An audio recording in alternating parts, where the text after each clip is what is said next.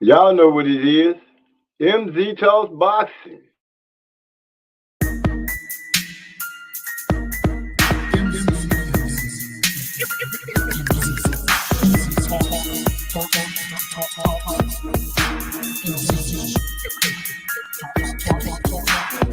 Let me make this abundantly clear. We talk about boxing here. My opinion is winning, but if you ain't feeling, then good on your boxing. Yeah, this mental headshot sting. So do these body blows that I bring. You wanted the big step to the ring. Let's go to the toe to the final bell ring. MZ Talks Boxing. Yeah.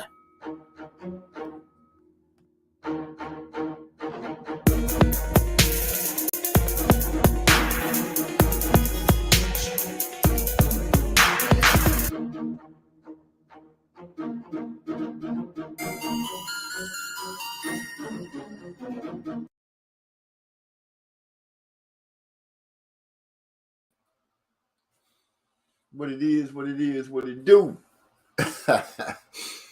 Welcome to another episode of MZ Talks Boxing, where I am your host, MZ.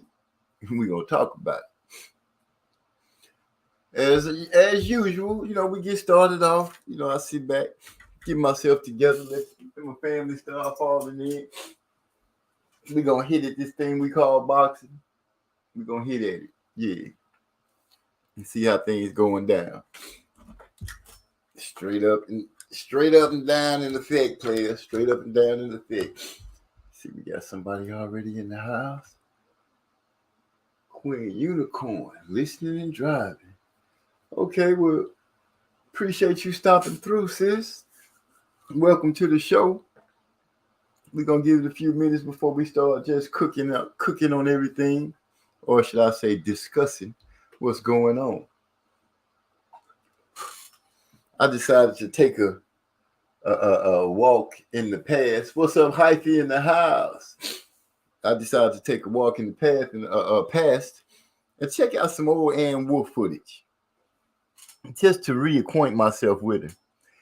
And I have it in my mind that Ann Wolf, if she was fighting today, I love Clarissa Shields, but I think Ann Wolf would be the top-notch, top dog, top of the pile. Man, that woman could fight. That woman could fight. Oh my gosh. I was just looking at how she was putting hands on people. And the one loss that she had, she wouldn't avenge that. But that loss was that woman that she was fighting, man, that was something serious. I gotta say, it's been a great week. Been a great week. Getting a lot of stuff going on. Just enjoying life, as always. The link is where it should be inside the what's the name of that damn thing? I can't even remember the name of it. I'm trying to get myself together here. I'm lost. Where's my phone? Where is everything? I done just jumped off. I've been working so hard, man. I ain't been able to get myself together. Don't want to talk about Bud and Earl, but man, the way this situation is going, I'm gonna go ahead and come out and put my neck on the line right now and say, you know what, I have given myself up to thinking that fight is not going to happen. I don't know what the hell is going on with boxing, but it sucks. It all sucks. Sucks totally. Oh boy. Get myself together. I got to get my drink together. I got to roll up. Y'all know how it is. Sit back and get things to going. Did quite all right on betting this week. Not great, but did all right. Still came through on top. Still got the pockets growing up a little bit. Salute Gil Coles. What's going on, player? Glad to see you in the house. Make sure y'all hit that like and that thumbs up for us as y'all come in, so we can keep things going and get things growing up a little bit better. I have been challenged to grow my channel some more, so I got to start putting in a little more work. The wife told me that, you need to step your game up. So, yeah, I'm going to have to step it up and see what goes on. I don't know if you guys been up on the news that's been going on. Anybody hear about the young lady that the police had stopped, put her in the car that was on the railroad tracks, and the train came through and hit the car with the young lady in the car? The police have been charged with neglect, all kind of stuff. They got a lot of charges going up against them, but this didn't happen until a bunch of people complained and raised hell about the situation of this lady getting hit. And tonight they finally went on and charged them, which I think they deserve, because first of all, why would the police stop a car on the railroad tracks and then put somebody in custody? They see the car coming. I saw the footage. They see the car coming and just get away from the car. The train come through and just totally destroy the police car. It's a wonder that lady is still alive. God blessed her to still be here. Don't know how much damage she's been through, because I haven't seen any pictures of her after the accident. But her mom said that her life is going to be changed forever. And I believe that totally, full-heartedly. You got hit by a train. I'm gonna just say, think about that for a minute. You in a car and you got hit by a train. And the reason they stopped her is because she's been accused of having road rage and pointing a gun at somebody. They haven't said that they found the gun yet, but they did say that she's facing felony charges after being hit by a train because of the police. Just chew on that for a second. Let that resonate with you.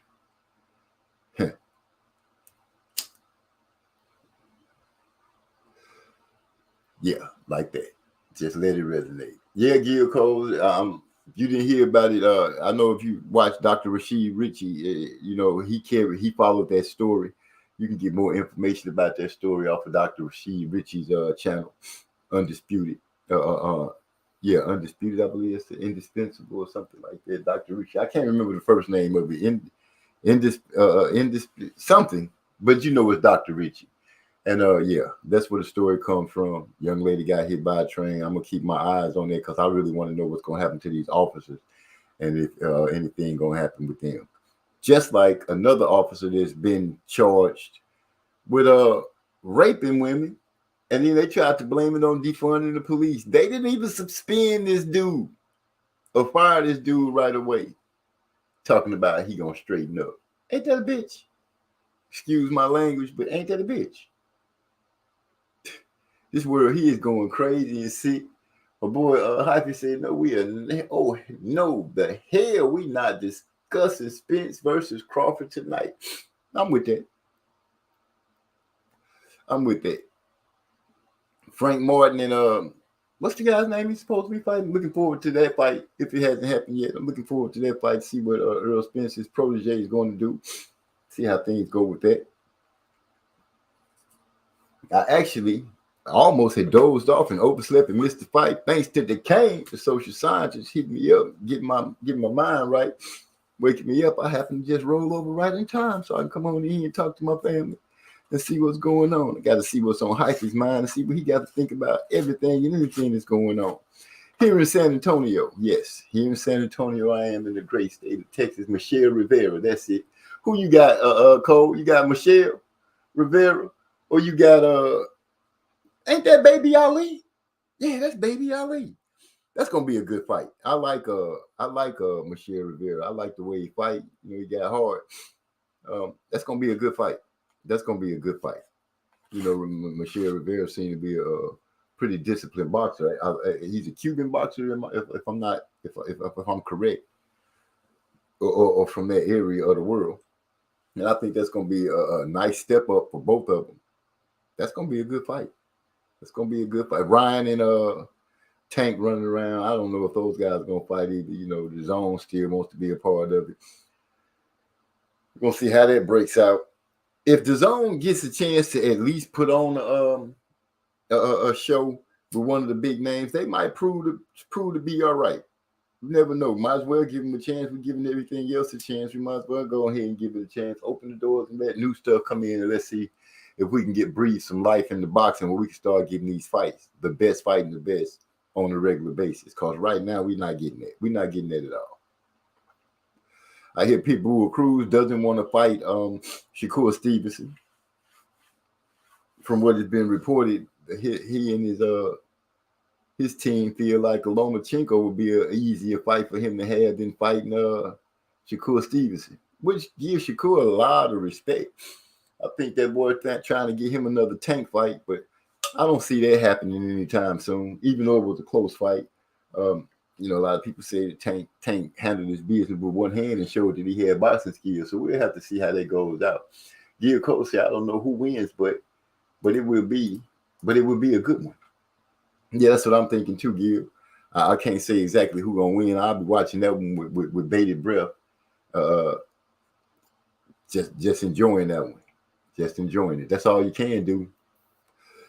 And when you have two fighters where you say, I don't really know who's going to win, I think that looks like a great matchup. That's a great matchup to watch and be prepared to sit back and see how things going, see how things turn out. Hopefully it's a close fight.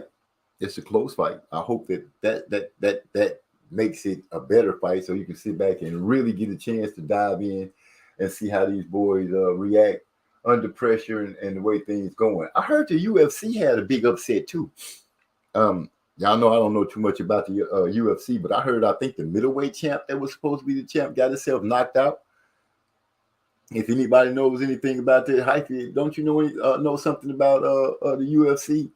Because my big brother called, he was all excited about it, woke me up. I didn't know what he was talking about. At first, you know how you wake up all groggy, you can't understand what's being said, what's going on. I got to give y'all a little more news too. Y'all know I work in like a gas station corner store, Circle K. I don't know if you guys have heard of that, but we got a sister store around the corner. Stylebender got caught. Oh, wait a minute, Gil. Wait a minute, the Stylebender got beat? Who beat him? Because my brother didn't say the name. Israel got beat? Oh, I got to have somebody come and explain that to me. I haven't even seen any footage of it or anything like that. But yeah, I'm going to have to get somebody. I'm going to have to go and find out what happened with that and see, because it's kind of hard for me to even fathom him losing a fight. Somebody had to really take care of their business on that young man, because that boy Israel can fight. I give him all the respect in the world as far as being that man in the UFC. It is hot in here for some reason. Spooky Zombie Graveyard. How are you, brother? I'm doing great, man. Thank you for stopping through. If you don't mind, hit the like button if you appreciate what's going on. Tonight is like any other night. We're going to have the floor open. The link is posted up in the Discord. That's what I'm trying to say. The link is in the Discord. And if you're a part of the Discord, you have access to joining the show at any time you like. Anytime you like. I got to give thanks to Social Scientist. You guys know him as Social Scientist, aka Decane. He came through, jumped on the song with the Track Titans called Hydro Blow. We will be releasing that in a few days. After we got a song coming out on the 16th, as a matter of fact. Say, I'm gonna connect to your channel, brother. Okay, I appreciate that. Come on through, connect to it. 100. Gil Cole said Israel got stopped by a guy who knocked him out when he used to kickbox.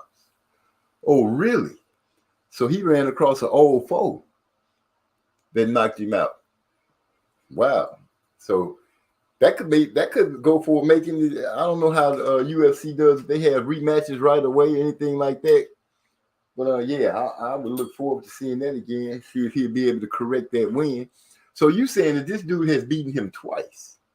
That's what is that what I'm understanding? That Israel lost to this guy twice? Or am I misunderstanding? Because if that be the case, please let it be known to me. Please let it be known to me. Oh my gosh. It's been a long week. Oh, as I was saying about here in San Antonio, in Texas, I'm gonna say, you know, Texas is allowing us to walk around with guns. Everybody can have a gun. Anybody. You don't have to have a license or anything. They don't expect felons to have them. But imagine being in a place where every time you look around, you see a youngster walking around. He got a gun in his pocket, literally in his pocket, not in a holster or in his belt line or anything. Strictly just in his pocket with magazines that's so long they're just sticking out. You got these youngsters just walking around. It literally looks like something out of a movie. here in San Antonio. I haven't been in Houston in a minute or anywhere else lately. I've been stuck here in San Antonio, but here in San Antonio, these youngsters, young men, young women are walking around with guns, just walking around. It looks like something out of the movies. And I can say, since that law has changed, I have noticed a spike in violence in this city, a big spike in the area that I stay around, a big spike. We've been having shootouts every other day. Just the other day, they literally drove up to a gas station, a corner store, and dropped off a dead body, laid him out up against the building and left him there. Police shows up and tapes off the place. It is freaking sad, man. It is sad. Women are coming into the store because I told you guys about the shootout, about the shooting that happened when I was at work, where the car pulled up and shot up the car, where the passenger died. You know, people have been coming in the store telling us about it every other day. His birthday was the other day. And the young man that was driving, I guess the grief of his best friend / cousin is, you know how we say everybody's our relative or something like that. But this young man waited until the guy that got killed's birthday was 2 days ago.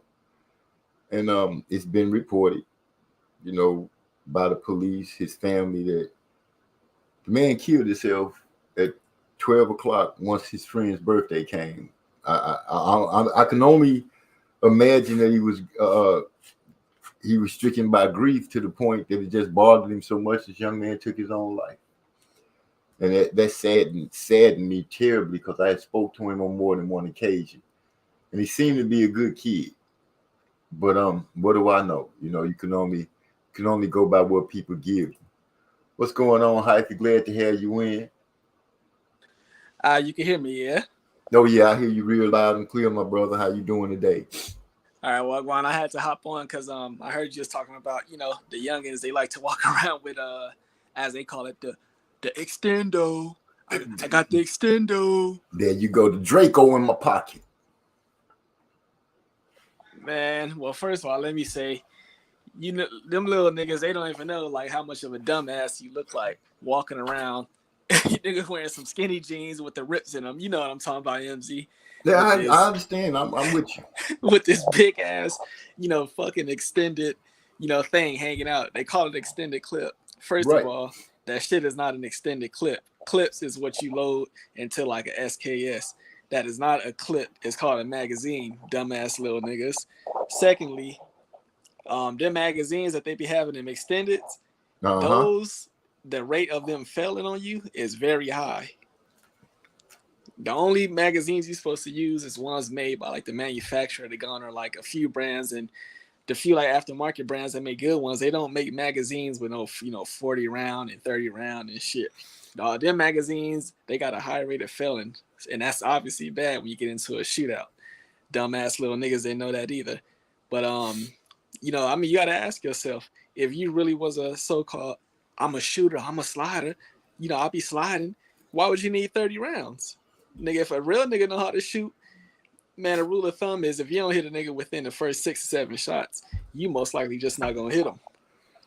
Well, see, that's the thing, man. You know, one, they raising themselves. You know, I've given myself up to that. They are raising themselves. You know, they have no respect or concerned about other people or their lives. When they start shooting, they just open up and start shooting anywhere. These youngsters had a shootout, man, at a church. A church. You know, and I moved to San Antonio because it was touted to me as a family oriented spot, you know, and when we moved down here, I got that feeling that it was a family oriented spot. But as once that law came down the pipe where Texas became a free state of, you know, you can carry your weapon. You know, you don't have to worry about nobody stopping you and asking you. Things started going downhill and downhill fast, real fast, man. It's like living in a small war zone right now. You know what I'm saying? It's really like that. The police response times have gotten slower. You know, the police are down here. You know, one cop here in San Antonio, I'm telling on, you know, I'm not talking about other cities. I'm talking about straight San Antonio. Police officer was upset because a youngster got away from him a few days ago. What I'm saying now took place a couple of weeks ago. But when it was reported, you know, the youngster got away from him. He was called to one of the restaurants because they were having a problem on the inside. He notices the youngster's car parked outside, forgets all about the reason he was called there for, and goes to this youngster's car. Now, the youngster and his girlfriend are eating in the car. He snatches open the door while the youngster is in mid-bite of his burger, starts yelling at the youngster and ordering him to step out. Now, the cop is nowhere where he can be hit by the car. The youngster starts bagging up and pulls off, and this man opens fire into this car. Luckily, he didn't hit the young lady that was in the car. He did hit the youngster that was driving. The youngster was able to make it to the hospital. And, you know, right now, they're supposed to be investigating about it, but they haven't said another word about it. These are the things that I'm seeing here in San Antonio. I know violence is erupting everywhere, but, you know, I'm literally, you know, seeing these different things unfold. I watched a shootout take place across the street from where I work at the bank. Yeah, you were telling us about that the other week. Yeah.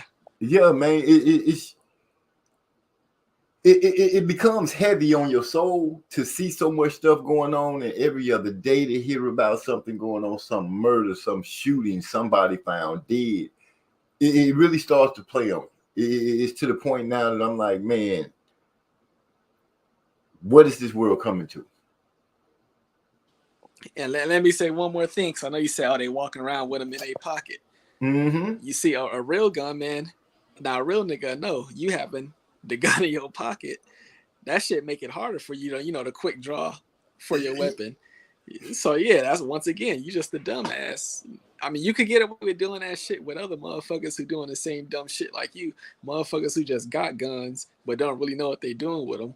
But run into a motherfucker like Mia Gil Coles, you can have a Draco, you can have that extended clip, you can have an extra clip, you can have automatic, you know, fully, since you dumbass niggas like to rap about fully automatics, but can't even control that bitch. Y'all can have all that shit. 6 shots, your ass dumb, boy. Hey, what can you say? Whether it's a rap song to tell them about it or something they seen on TV, I'm telling you, I sat in my store one day and watched at least 5 or 6 youngsters come in, and each one of them had their pistol hanging out their pocket. Each one of them. Now, MZ, see, this what they don't understand. Now, let's just say, if I'm a square, you know, nigga, which by the way I am, you know, Hyphy is the most harmless person on earth. But if you come across me and I'm, you know, kind of scared, because you know how they say, a nervous nigga will hurt you. So if I see you, we just had a confrontation or about to have a confrontation, and we just walked out of the gas station, and I know you got something in your pocket, don't you know that's going to make me take a more aggressive approach on you immediately? More aggressive than I would have took on somebody who didn't show me that they had something in their pocket? Well, it's the era. I guess I have to say it's the era. You know, they you know, you could play gangster until you run into one and find out how gangster you really are. And I believe that's what's starting to unfold on these youngsters. Some of them are really foolish and have no qualms in taking your life. It's almost like they think that this shooting at each other is like GTA, like they gonna respond later or something. But it ain't no responding once those bullets hit you and that last breath go. Once that's done, you out of here. We're putting you in that box and sending you 6 feet. You know, families are being destroyed. And the thing is, this violence has popped off. You know, the people in charge are not saying anything. They are not saying anything. It's like what they expected. In my opinion, I feel like they decided to go ahead and put the guns in everybody's hands, and it gives the police a chance to show up. You know, you got a gun, it's automatic. We can show up and put something in you. But it's also a chance for them to say, hey, we'll let them start eliminating each other. And that's what I see from this law. I see that they put in place where people could start, where the so-called bad element could start eliminating each other. It's freaking horrible. Now, MZ, because you know I know where you're coming from. I didn't been to GI, so I know what time it is in GI, especially you know whether now or back in the days also. So I know you didn't came around some around like some real hard niggas. Trust me, niggas think Chicago was something. GI used to be worse than you know what Chicago was back in like the 90s and shit. Right. At So one point, they touted the murder capital of the world. At one point. Yeah. That was basically touted as like the city you just not gonna make it out of, just based on the fact you know you're gonna meet death before you have a chance to make it out. So I know you didn't came up around some real hard niggas. Don't you know them same type of niggas who was really about that shit back in the day? They moving out of even places like that because they feel that the youngsters of today, like these niggas is just crash dummies. They don't got it's like you know they don't. It's like they just dumb. You know what I'm saying? It's like they don't understand the ignorance of you know just walking up to a car and letting loose on you know somebody, neglecting that him and his wife and his kids is in the car. You know they don't you know or shooting at somebody in front of a damn middle school. You know it's like they neglecting all that shit. So even those type of people, they tired of them and they moving out of certain areas. You're right. You are so right. The older gangsters are looking at it and like, man, these youngsters are these young ones are these baby, what you call them, baby G's. They crazy. They have no scruples at all. There is no code anymore. There is no rule anymore. If you're up and they see you and they got a chance to get you, they make a move. They make a move, and it doesn't matter who's in the way or who's around. Kids, dogs, cats, old people. It does not matter. They just let the bullets fly. I worry about my mother-in-law all the time because I told you guys about how they always shooting on on her street and hit her house a couple of times. Damn neighbor got an AK. He shoots it, and like I said, it looked like something off a cartoon. He shoot it, and the gun just spray up in the sky on him because he can't hold it right. That was a fucked up story. Yeah, you was telling us last week. Mm-hmm. It's all true, man, and it's every day. I could literally come on here every day and tell you some kind of drama that took place in San Antonio that day, the day before that. It's starting to unfurl and happen daily. Every story you got, MZ, and not to be on some try to match you one up you, but we got them same stories out here, unfortunately. I feel you.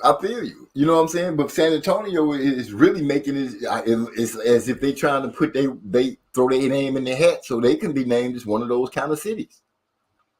Niggas take pride in that. Like it'd be a competition among these little niggas, like who got like niggas that get on, go to the barbershop or whatever, any type of forum, and they'd be like trying to brag and compete each other. Whose city known for the higher murder rate and shit. Yeah. Now, another thing. Let me say what's up to the chat. I see a few names that popped in. Haven't been here in a little while. Bruce Gas, Bruce Gas Boxing, and what is that? Jazz and more. What's going on, Bruce? It's been a while since we seen you. Glad you came through. Joseph Brown in the house. What's up, Joseph? Glad to see you in the house, man. The door is open for anybody to come in. You know, me and Hyphy just talking about things that's going on in the world. I just felt like I had to touch on some of these things because it doesn't just affect me. I know it affects. It's happening to other cities and stuff like that, and you don't really talk about it until it starts really happening around home. And right now, you know, this shit here is just ridiculous. Ridiculous. Sad. Yeah, that's some fucked up shit. And see, so I'm gonna say like my era because I'm in my 30s. So I'm gonna say it's like my era that really, you know, I'm gonna just say it was worse than like, you know, your area and, you know, any other times previously that was as far as like the shooting shit, like how a motherfucker just so quick to, you know, it's like he won't even go out there and throw their hands like that. It's this new rule. These motherfuckers, oh, nigga, I don't shoot, nigga. I'm a shooter. I mean, I don't do that fighting. I don't do all that fighting shit. You see, like you can't take an ass whooping these days. Yeah. Nah, for me, it's still embedded at least in me, because you know I grew up around that type of shit. It's just like a little bit more. You take like more pride in actually, you know, whipping a nigga ass who actually needed his ass with. All that, you know, just picking up a gun and shooting somebody's shit, fuck around, hit the wrong person, you know, all that shit is weak. It, you know what I'm saying? It take a little bit more heart to go out there and knuckle up with a nigga in the street. Actually, to me, it take a lot of heart to go out and knuckle up with a cat in the street. It don't take. It's a cowardice act to just ride by somebody's crib and just start shooting. That's cowardice to me. Straight up. You know what I'm saying? You're going to ride by and throw off some shots and then hurry up and leave. Take that ass whooping to pass out the ass whooping. But you know, those days are long gone the way I see it. We won't be, nobody going to be putting up their knuckles anymore. Hell, the boxers won't even fight. I like that transition. You know, it's pretty messed up. But now, speaking of all this shooting shit, now it's some dumbass little nigga from my area. It's a rapper named Blueface. Now I just seen this shit come across you know, my feed. Now, I guess Blueface, that's the one that's doing the boxing, right? Yeah, well, he might not be doing boxing right now, or he doing a little bit more than boxing, we should say. It just came across my feed that this dumb Rosclot, he was arrested today at a Roscoe's Chicken and Waffles in Vegas for an attempted murder. So they saying somewhere out there in Vegas, he was like inside of you know, they just say like inside of a place, inside of a building or something, and he attempted to shoot somebody in there. So yeah, this nigga just got snatched up for attempted murder. Now see what that right there, what could you be thinking? You got a little music career going on, your name is popping, you're making a little change, and you do something like that. I guess you're trying to prove you're real, huh? That's the thing. Like, I mean, you already know what you would say, because it's what I would say. One, you don't need to be putting yourself in certain places and environments and setting where you're going to have to do something to another motherfucker because he was disrespecting you, violating you, for one. The only time you should be shooting at somebody, it should be a self-defense, not just, oh, I'm an attempted homicide. It should be in defense of you know, yourself or your family or something. Little niggas need to learn how to stay home, man. Take their asses to school. Learn something. And you saying they need to learn how to stay home. I watched a young man last night coming to the store. It's about 4:30, 5 o'clock. And this dude looked to be about 14 to 15. And I actually, you know, was like, dude, what you doing out here at this time of night? You know, at that time, that's usually when I start seeing the police cars shoot up and down the street. That's when the shots start firing off. And this young man is out in the streets.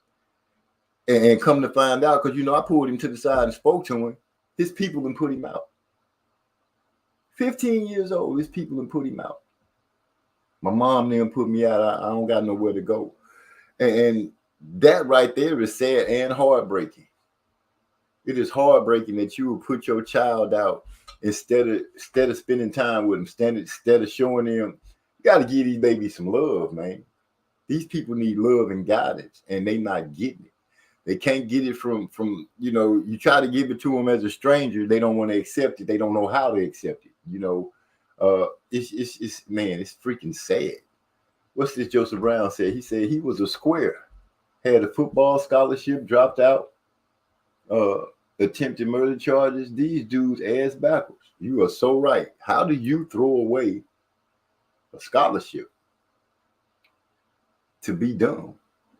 But like I said, you know, he also had his name popping doing music. If you're talking about Blueface Joseph Brown, he had some avenues that he could travel to get away from this nonsense. I can't understand how you can start making money, and the more money you make, the more thuggish you start becoming, the more foolish you become.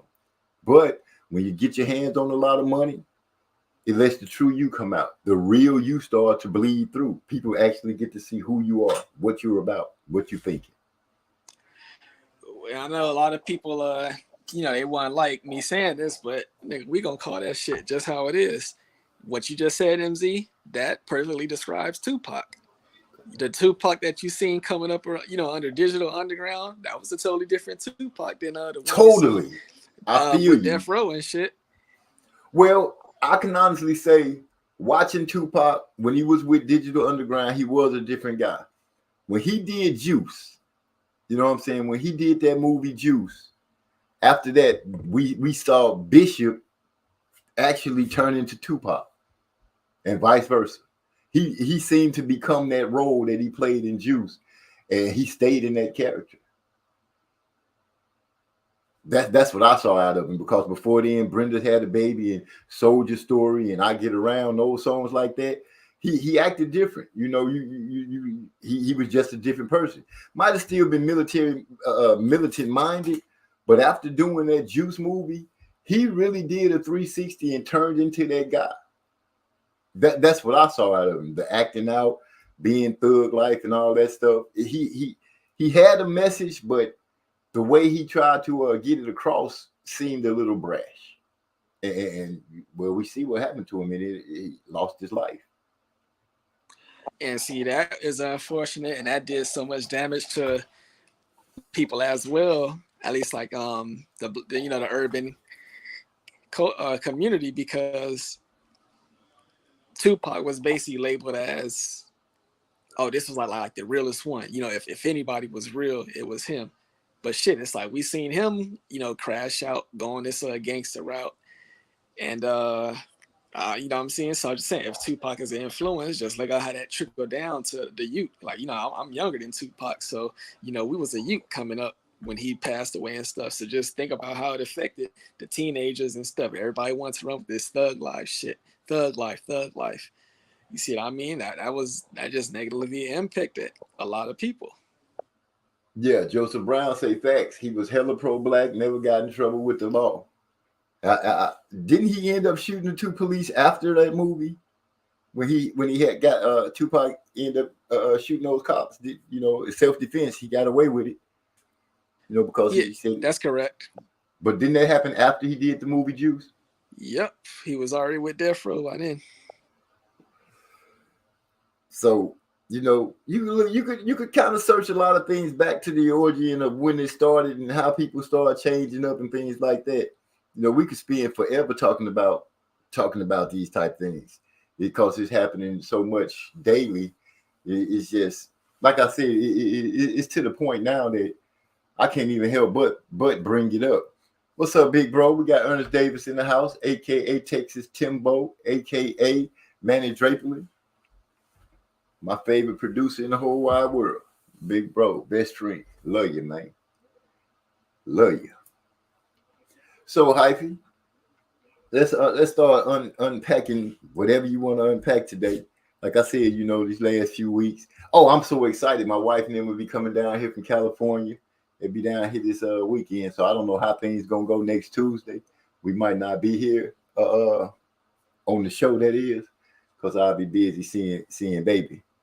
And my new grandchild will be coming down with her. I'm excited to see that new baby, give her 100,000 kisses and a bunch of hugs. Congratulations. Yeah. Thank you. It's my third one. So I got 3 granddaughters now. My family is overrun by women. We got a lot of women in our family. The men are struggling. My brother gave us 10 boys right out the gate. Well, shit, it's just like a roll of the dice, 50-50 chance. So even right now, later on, somebody else gonna even it out with the boys. Maybe. Well, it won't be me. I gave them 4 girls and 1 boy. I'm through. I'm done. I am not going back to the well. I will not do it. Trey X in the house. What's going on, Trey? That man back from his pilgrimage, busting up to, what you call it when you go in, whatever, the books, however you say it. He was in the dojo. Hey, wherever the hell Trey was at, he was on something serious. I didn't sit that man messages, just boxing shit, and I ain't heard back from him. So it ain't no way Trey gonna ignore some boxing shit unless it's some real serious. Shoot, he had his head in those numbers. He was trying to make it happen. Doing his thing.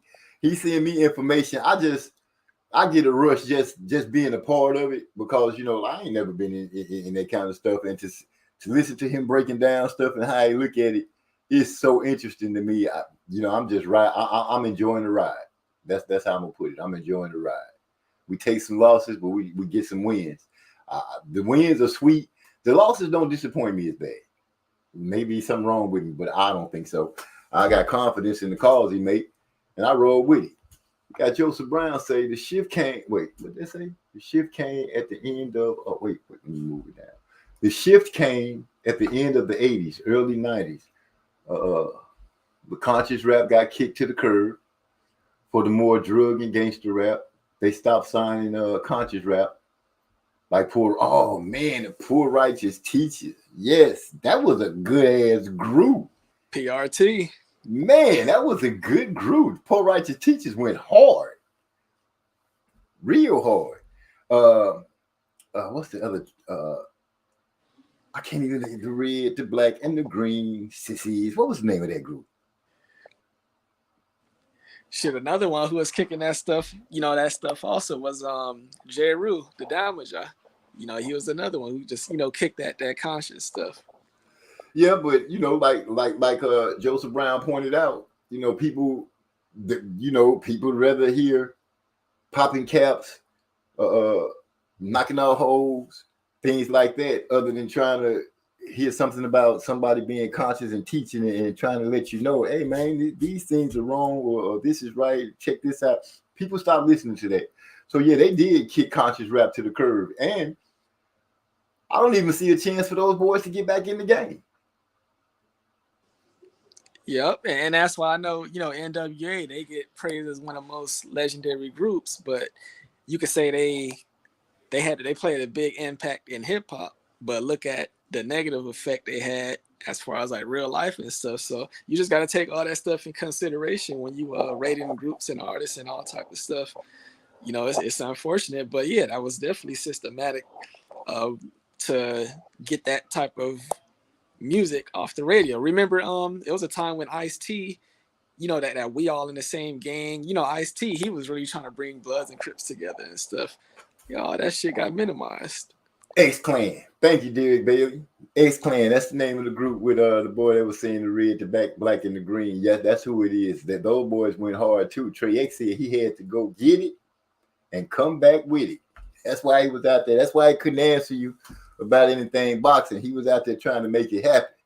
He went out. He took his game out on the road. Let the world know that Trey X is in the game now. Y'all don't have to bow down and respect that man when it come down to putting these bets down. Mr. Texas Walker. Man, you know what? Tonight is just one of those nights. Just one of those nights. So you think any of those mandated fights that the WBC called out when they had their little gathering the other weekend, you think any of those fights are going to happen? You see, before I even answer that question, look how messed up that question is right there. You got to ask me, do I think any of them would happen? If you got to ask that question, that means boxing is just in a terrible spot. You know what I mean? And the reason why we look at all them fights and we see all of them is basically it involves fighters that's dealing with multiple, rival promoters or rival networks. Exactly. That's terrible right there that you even got to ask that question. I know a few of them like Wilder Ruiz, Plant versus Benavidez. Those.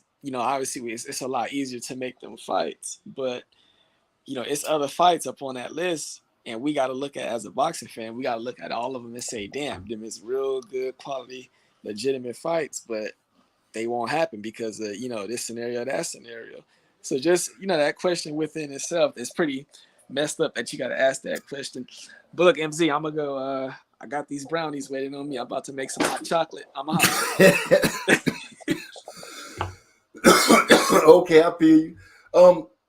I would think when it comes to those fights, if the governing bodies was really serious and they mandated those fights, one way to let them happen is send no hoes the purse bid. Send them the purse bid.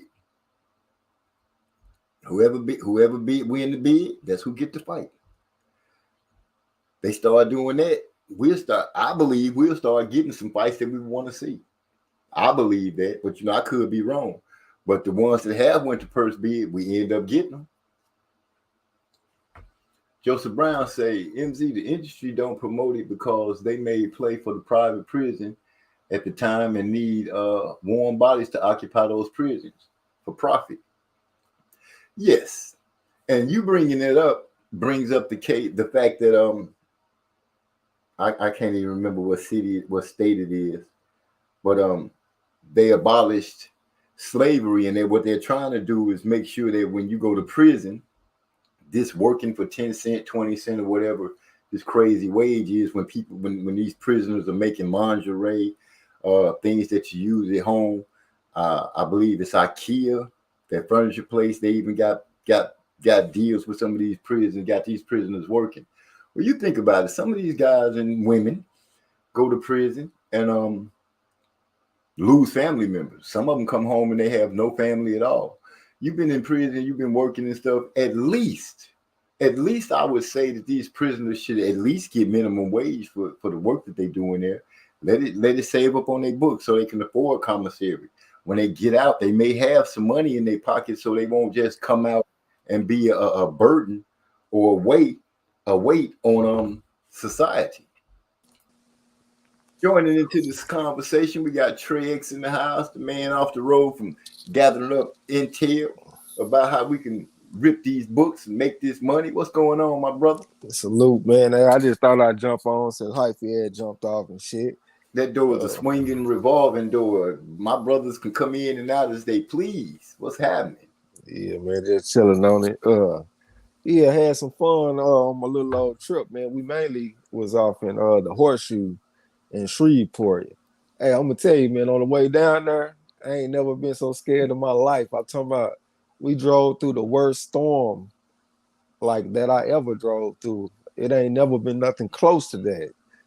Tornado warnings and shit, raining so hard you couldn't even see the lanes. Trees and shit all in the roads because the wind's so bad is knocking them holes down and shit. Crazy lightning hitting trees and shit. It was crazy. But we had got there safe and sound, had some fun down there, man. I spent most of my time off in the sports book. Put my game down, you know what I'm saying? Hey, we 56-28-1 overall on these motherfuckers.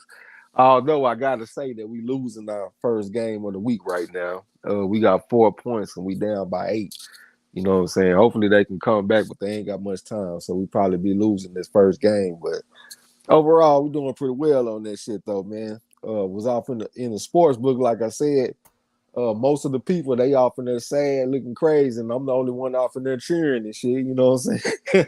Yeah. Yeah, because a lot of them picks, man, like Liberty over we had Liberty over Arkansas, Michigan State. I can't remember who the fuck they played. We got plus 16.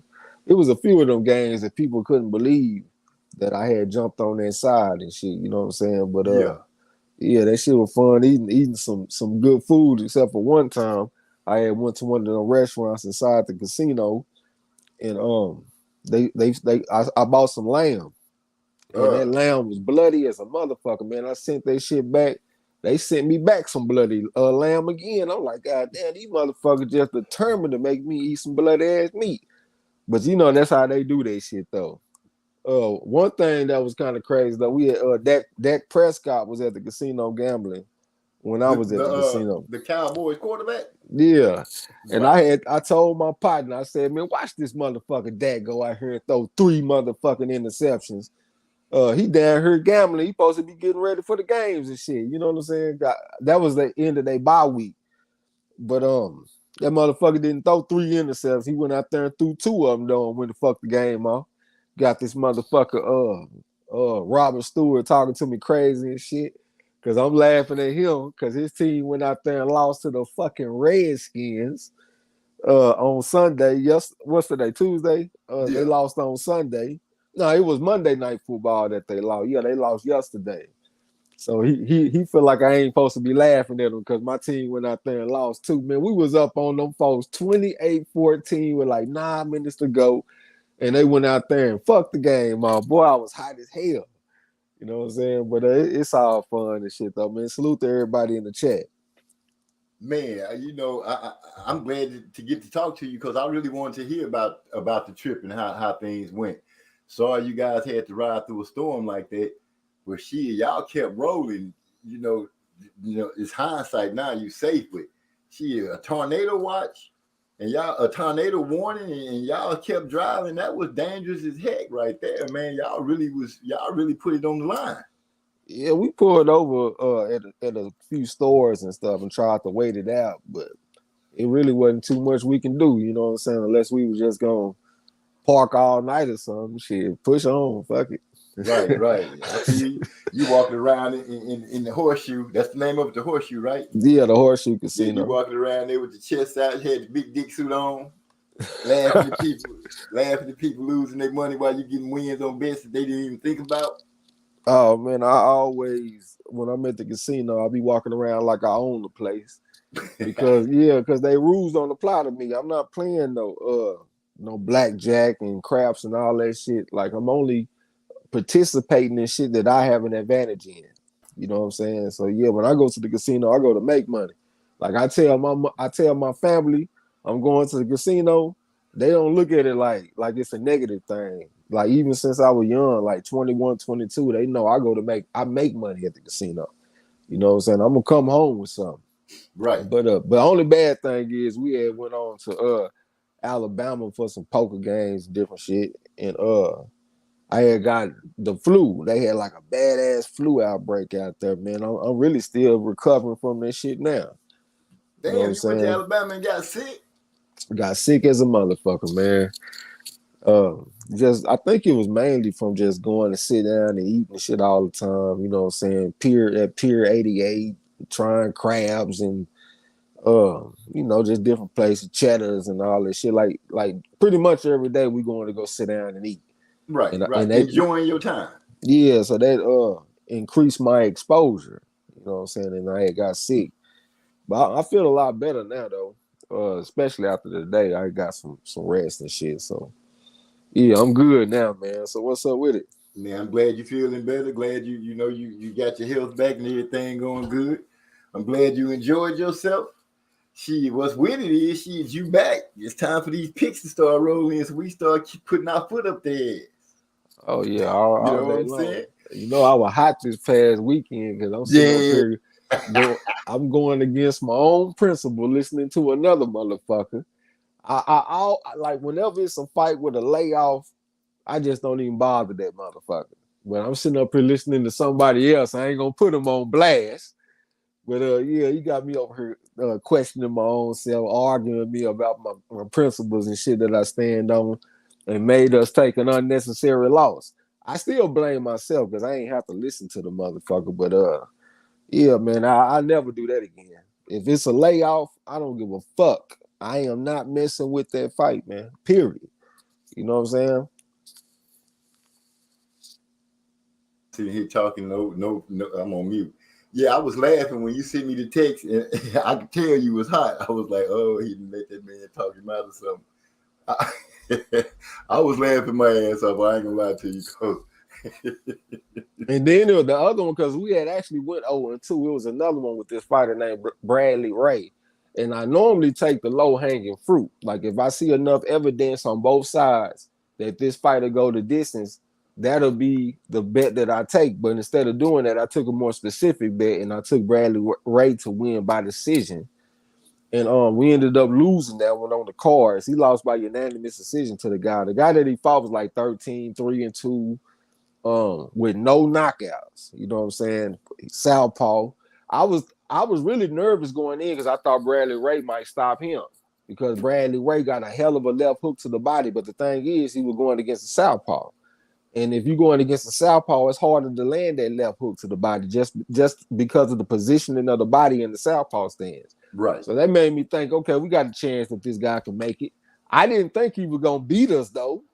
You know what I'm saying? Like, we had a dude over 100 amateur fights and all that kind of shit. ABA champion and stuff like that. Pretty good fighter.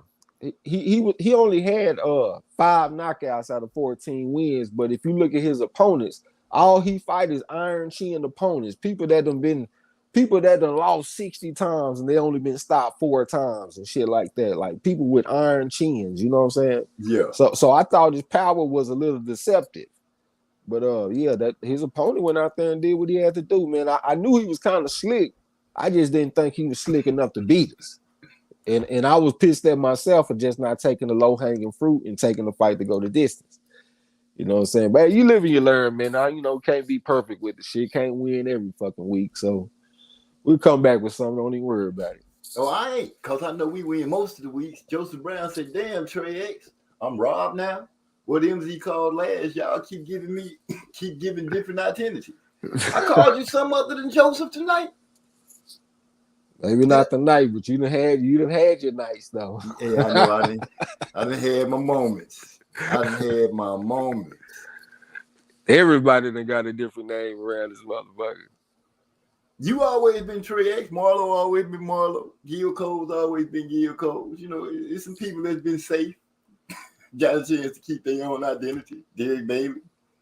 If I think long enough, I don't know. I think you might have slipped up and called me something different one day. I don't know though. I wouldn't doubt it. You know what I'm saying? I wouldn't doubt it for real. I would not doubt it because I know I am bound to sling somebody's name out there just ass backwards. Yeah. What y'all talking about on the boxing? I'm gonna actually be honest. I sat back today and went and watched Ann Wolf, right? I just wanted to watch some old, and oh my gosh, you know what I'm saying? That lady, just seeing her doing it, she looked. You know how I say Baumgartner looked good throwing her punches. When Ann Wolf first started, you know, she was a little. I would say a little wide. I won't say wild, but I would say she was a little wild with her punches. And she had a fight with some Caucasian lady, kept her chin tucked. Had like a mohawk almost, kind of big. She was a big girl, and her and Ann was going at it. But the girl was slick. You know what I'm saying? She was dodging and bobbing, and she beat Ann. She dropped Ann. And the next time they showed Ann in the ring, man, she was throwing beautiful, crisp uppercuts. If I had to say, thinking about it now, if her and Layla had gotten the ring, I believe Layla would have got her pretty ass whooped. And I know Clarissa Shields got a lot of heart, but Ann Wolf, I think Ann Wolf will walk through Clarissa. You think Ann Wolf will walk through Clarissa? Man, yes. She might have been too big for her, but if they was the same size, ain't no way. With Ann keeping the same power that she have? Yeah, I don't think so, man. Skills pay the bills, man. It's a way to neutralize that power. A lot of people fall into that trap, falling in love with that power. We see that shit over and over and over again. Hell, look at Kovalev versus Ward. A motherfucker just find a way to navigate that power, man. I was just watching the fight this past weekend. Who the fuck was I watching? They was talking about how you can kind of get used to the power. Like when people don't change up that much, like they be kind of uniform with the type of punches that they throw. Your body will kind of adjust to that shit. You know what I'm saying? And the power won't even feel the same. I just didn't see that same type of sophistication from Ann Wolf. Like she was a hell of an athlete. I don't know if there's ever been a better fighting body on a woman. You know what I'm saying? Just looking at her frame, the long arms, long legs, very strong. But I still don't think she got that sophistication that somebody like Clarissa Shields gonna have with what was she 69 amateur fight, 68-1. The type of women that she will beat. Because if you look at their opponents, it's night and day. Ann Wolf's opponents can't fuck with Clarissa Shields' opponents, especially if you go back to the amateurs. You know what I'm saying? It's some folks in that. It's some folks that Clarissa beat in the amateurs that's bad women that we don't even know about yet. Like that Mary Spencer woman that I brought up a few times, and I was talking to DeCane about. That's a badass woman. She like 37, so she a little older, but she was going to war with Clarissa. She fighting Franchon Cruz. She beat Savannah Marshall in amateurs. You see what I'm saying? Like Ann Wolf opponents ain't got that pedigree that this woman opponents got. That's why it's so significant. Because it was other good women back in the day. You know, you had Layla, you had Christy Martin, and you had Riker, Lucia Riker, and different fighters, but their opponents didn't have that amateur pedigree that the opponents have today. You see what I'm saying? I feel you. I feel you. Like pedigree scale, Carissa, she just got done beating a 4.5. And Wolf probably ain't never beat a 4.5 in her life. She probably ain't never even fought a 3.5. Because women wasn't fighting amateur like that back then. I excuse me. I'll give her all of that. I'm just saying, by going by the footage that I watched her after she took that loss, she got significantly better. She got a lot, but she started moving her head off the line. She started weaving. She started catching punches. She started doing stuff that she wasn't doing in the beginning, and seeing her get hammered a couple of times by some big girls that back in that day was considered formidable punchers. She was eating those punches and biting down and coming forward. I think it'd be a heck of a fight. But after seeing Ann Wolf, watching her again today and really devouring her and digesting what I was seeing, I would lean toward Ann. I understand the pedigree scale and everything, but she is like, I guess she would be an anomaly. Yeah, so you impressed. See, when I'm listening to you talk, that ain't nothing to even be impressed about. She eating punches. How many times do we see Carissa Shields out there eating punches? Like early on, she took a little left hook from Hannah Gabriels and got dropped. Okay, but overall, do you see this woman eating punches? When she fought one of her opponents, Mary Spencer, I just told you about, she said that she felt like her best attribute was her defense. We talking about somebody that's slick and smooth, and the shit that you impressed by, looking at Ann Wolf, the opponents ain't worth a damn. You know what I'm saying? That it can look one way against some sub-novice type motherfuckers. Put them off in there with somebody that's high on that pedigree scale, and you'll see the difference. You know what I'm saying? For real. I respect the pedigree scale. I do. But this is one of those times I guess we get to sit down and just talk about it and let it lay out there. But when it comes down to riding and we finna put some change up, it's pedigree scale to the fullest. I ain't trying to get shit from nobody. Where the pedigree scale is? Who got it? Who holding it? Call him. Get him on the phone. Somebody tell me something.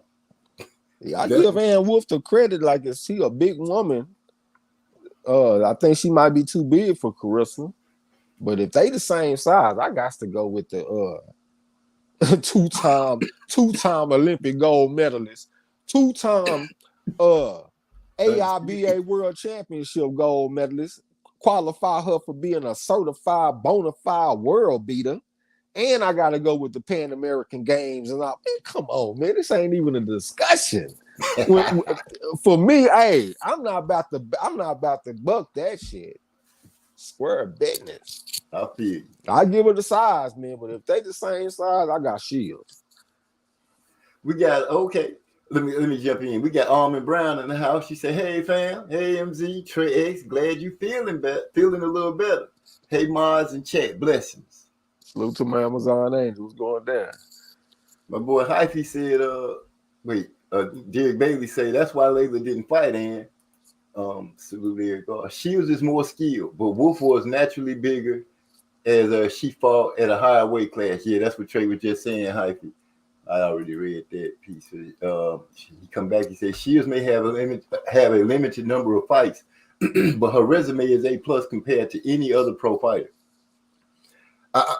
Now, y'all know Shields. That's my girl. For a lot of reasons, she could fight. But I'm just saying, Trey, you said the best, I guess.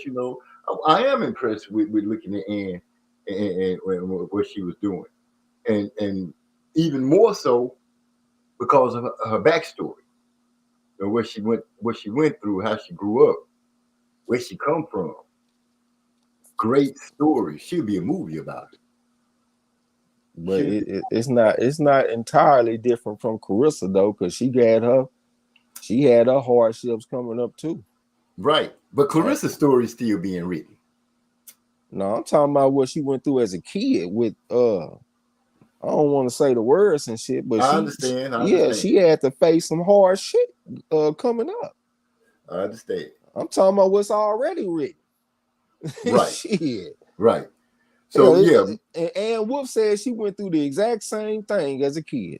yes. So yeah, only difference is she had kids early, and she didn't have nowhere to go with them, and Carissa didn't, and Carissa had an outlet because she got to boxing earlier, and and what she was doing in the amateurs took over her life like in a good way. That's the only difference. Right. But both of them had some fucked up shit happen to them. Yes. Yes. That's why we got to protect our girls.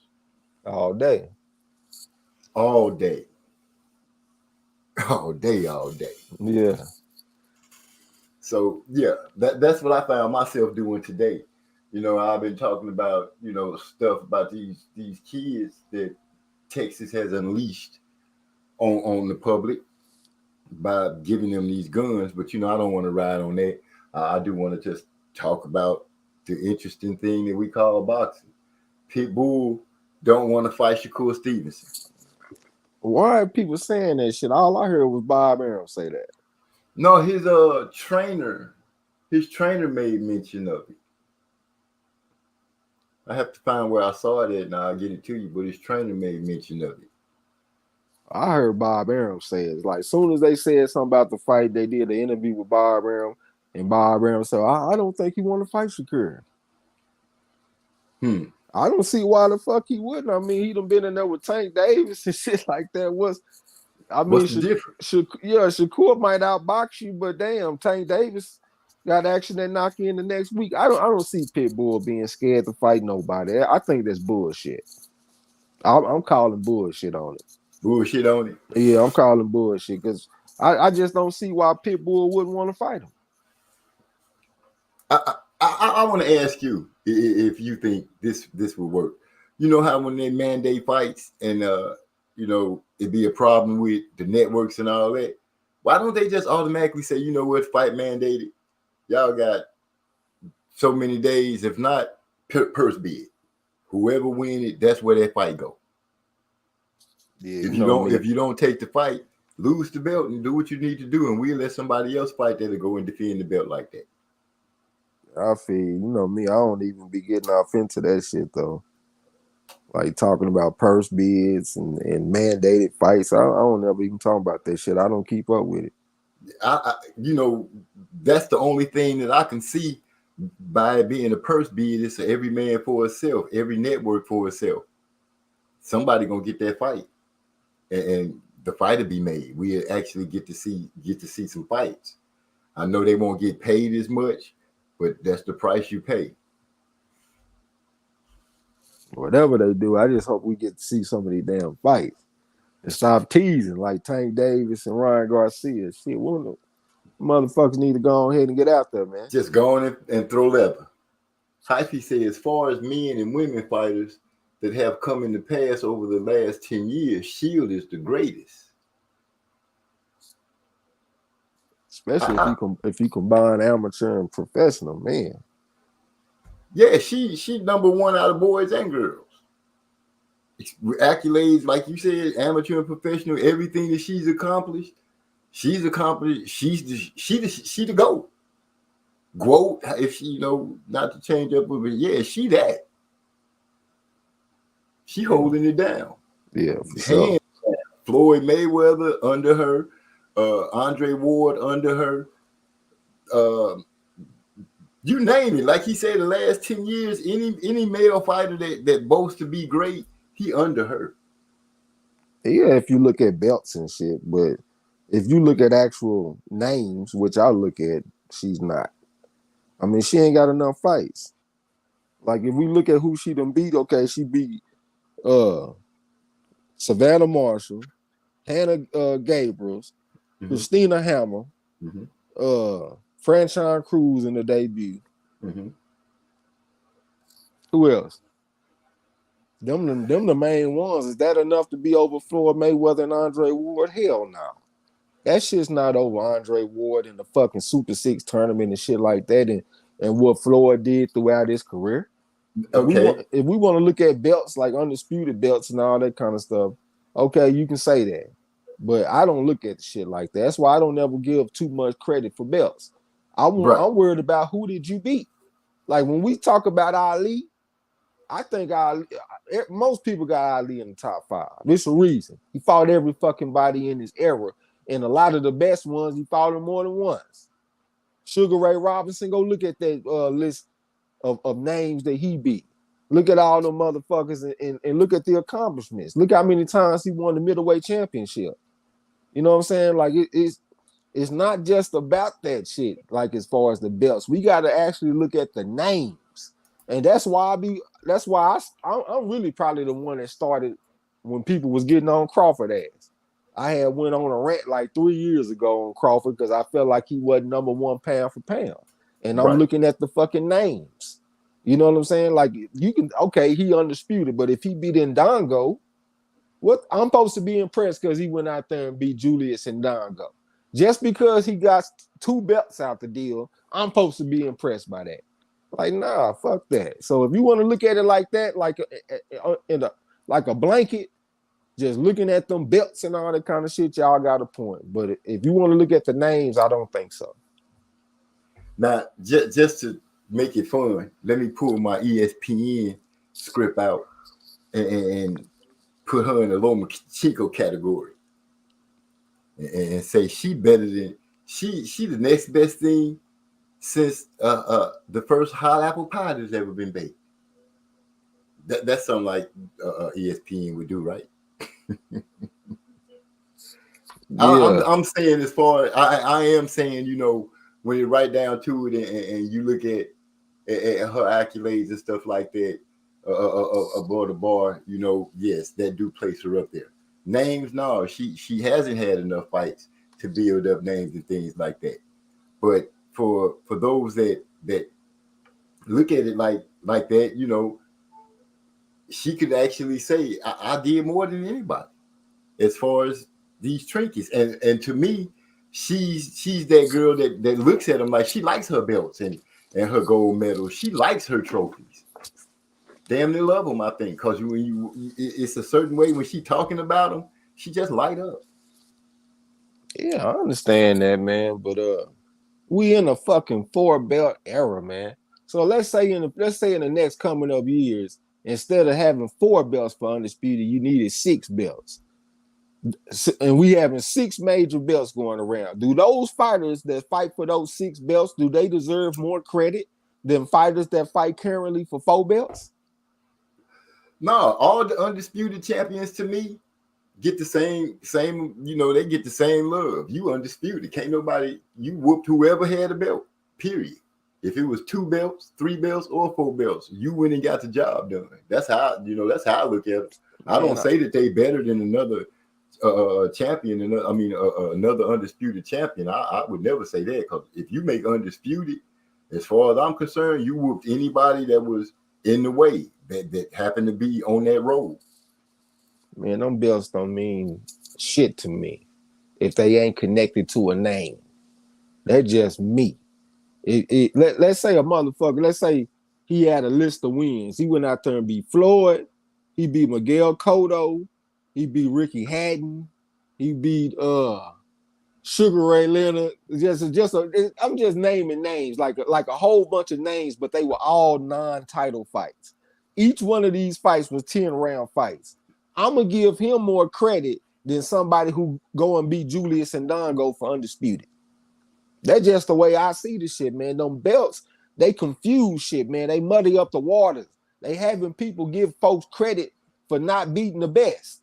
Like when Terrence Crawford beat Ndongo, I don't think it was nobody in the world to say that Julius Ndongo was one of the best fighters in the world. But since Terrence Crawford go out here and beat him and get those belts and become undisputed, all of a sudden it's some kind of big deal.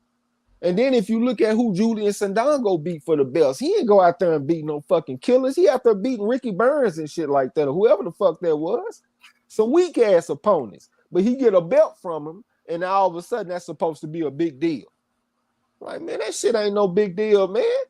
Go out there and beat the best. If always say I give way more credit for what Andre Ward did against Kovalev as opposed to what Crawford did against Ndongo, because I got more respect for Kovalev at that time, especially when he was undefeated.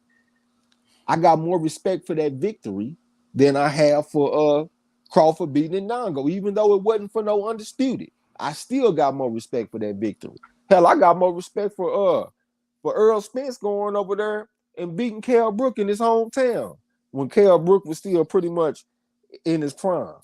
He went over there and beat that motherfucker in his own backyard. Even though it wasn't for undisputed, I still think that's a more daunting task than beating Ndongo. And then look, after Ndongo lost to Terrence Crawford, what has he done since then? He gets knocked out in 2 rounds or less every fight since then. So that lets you know what kind of opponent he was. He wasn't worth a fuck. Terrence Crawford was in the right place at the right time. He caught a weak-ass opponent with 2 belts. That was just luck. Okay.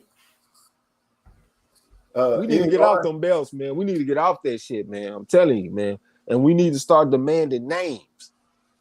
That's what we need. The names are what we want. If somebody come and tell you, hey, man, you got a choice of paying for an undisputed fight with 2 motherfuckers that, like, you might care about one fighter, but the other fighter, you know, he weak as a motherfucker, but he might have a belt or something.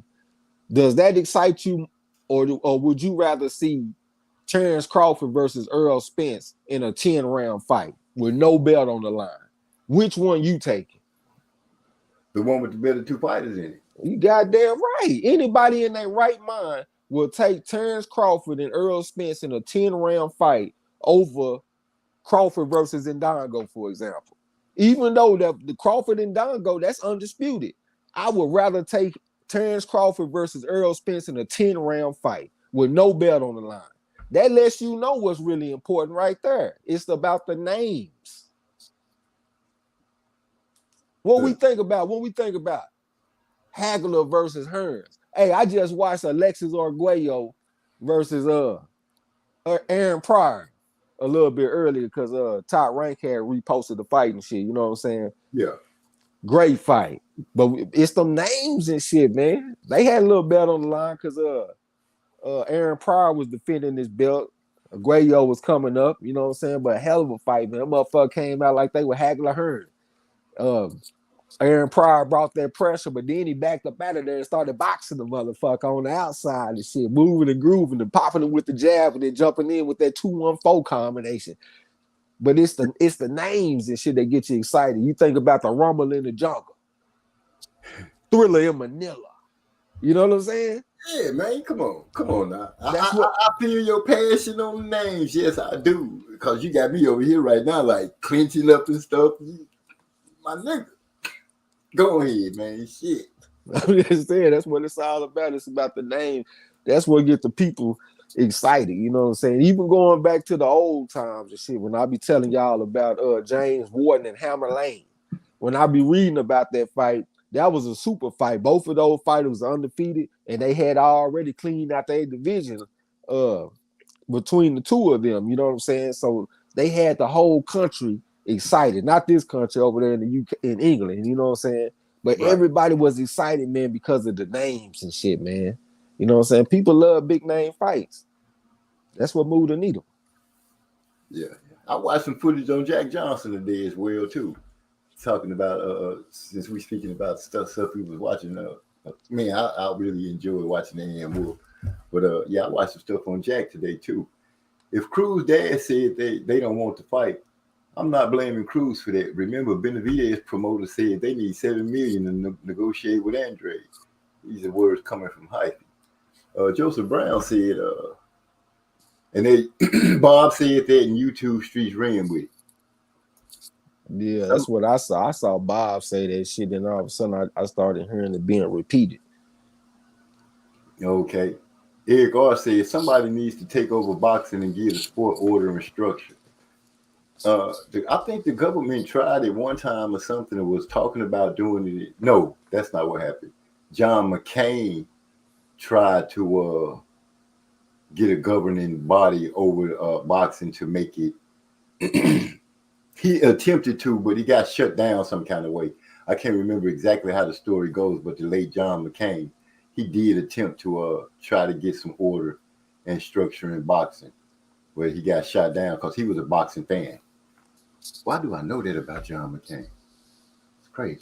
I don't really understand. Like when it comes to shit to flow good, it's good to have strong centralized leadership. I just don't see how that can happen in boxing, man. Like with different commissions and shit. Like you got the Nevada State Athletic Commission, the New York got a commission, like different places got commissions and shit. I just don't see how they can all have strong centralized leadership like that. I think boxing gonna always be kind of the way it is, unfortunately. You know what I'm saying? They just got to get on point. And I think the big names can save the sport, though. You know what I'm saying? Because it is what it is, man. Some people, they like the way the UFC and MMA is run in general. They get the fights that they want over there all the time. Yasser and Hyphy, they always be over there talking about MMA and shit like that because they getting what they want. Boxing is too far away from that shit. They got to come back and start making these big name fights on a regular basis, and that can help the sport because we done already had Undisputed. We've been having Undisputed fights for a couple of years now, and that ain't saving shit. Boxing is not in a great place just because we got a few Undisputed champions walking around. That ain't did shit for the sport. But big name fights can do something for the sport, and that's what we need. I can agree with you on that. We do need the big names to start fighting, and we need to have those fights regularly. They don't all have to be stacked on the same card, but they do need to all start. It does need to start happening. It's boring sitting around waiting for these guys to fight.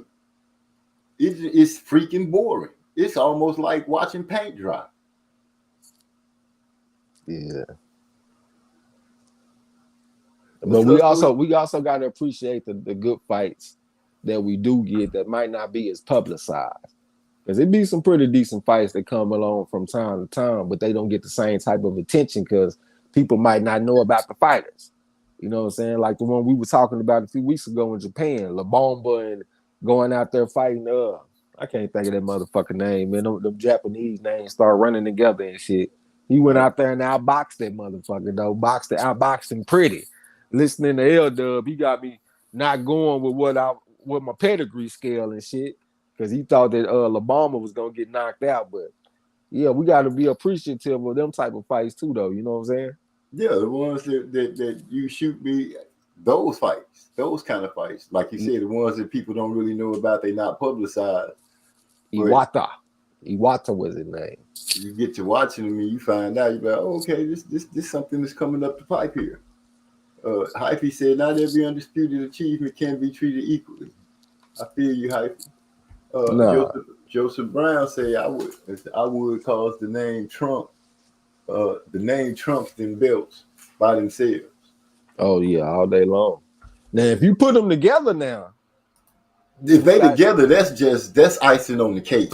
For me, that's like the overload.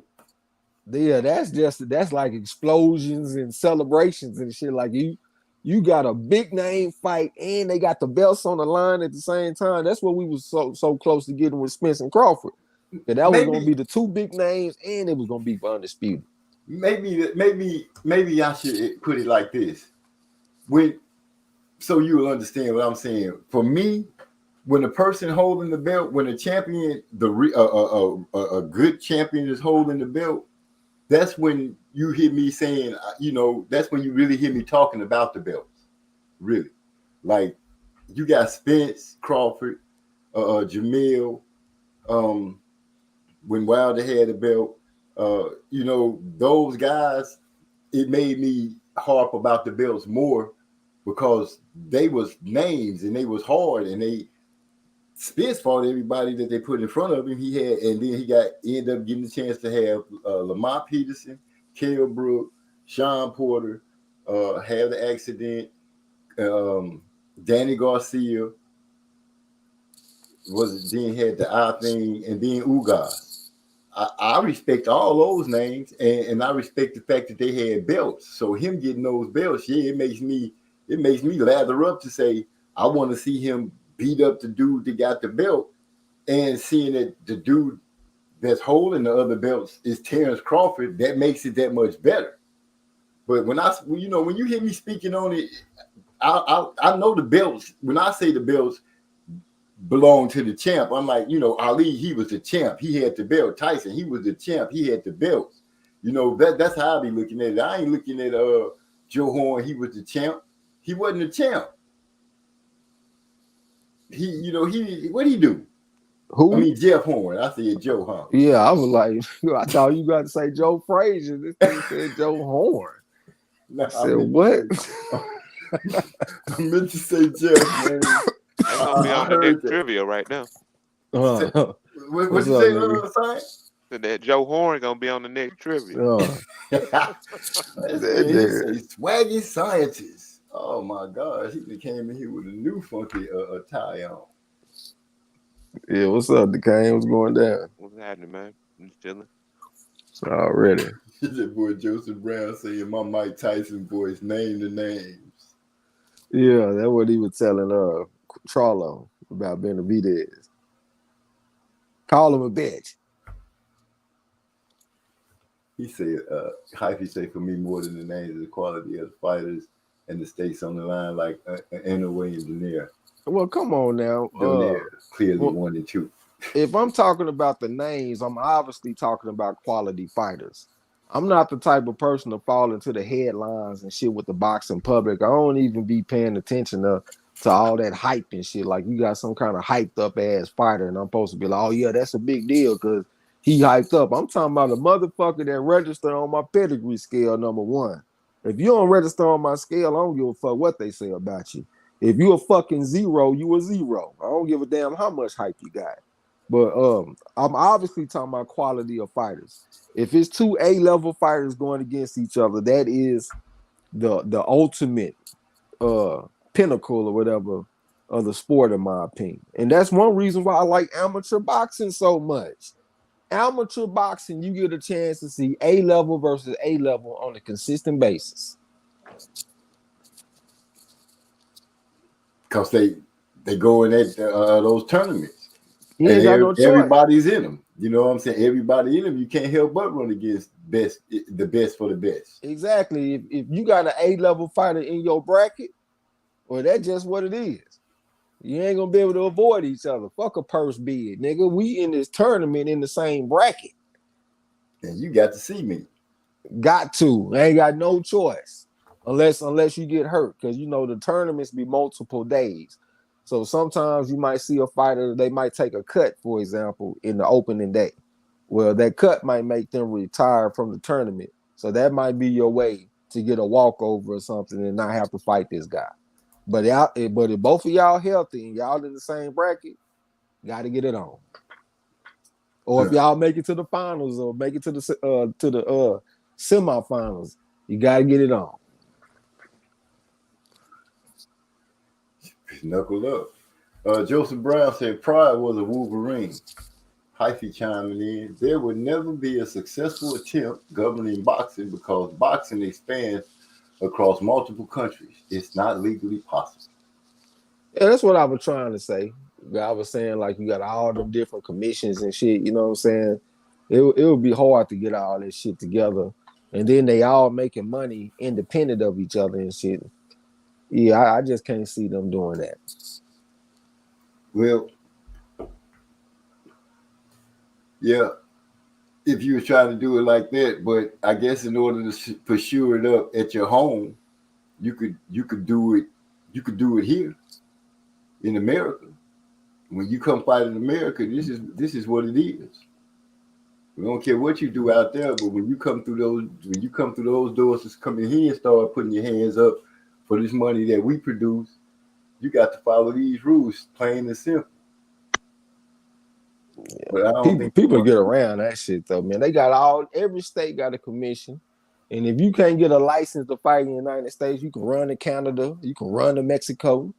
People done that shit. Hell, I think Ali had to go take a fight in Canada one time. Yeah, because they wouldn't let him fight. Devin Haney opened his career in Mexico. Like it's just too many options, bro. To bottle somebody up and make them say, "Well, you got to do this." Like, no, I don't, nigga. I can go do this here.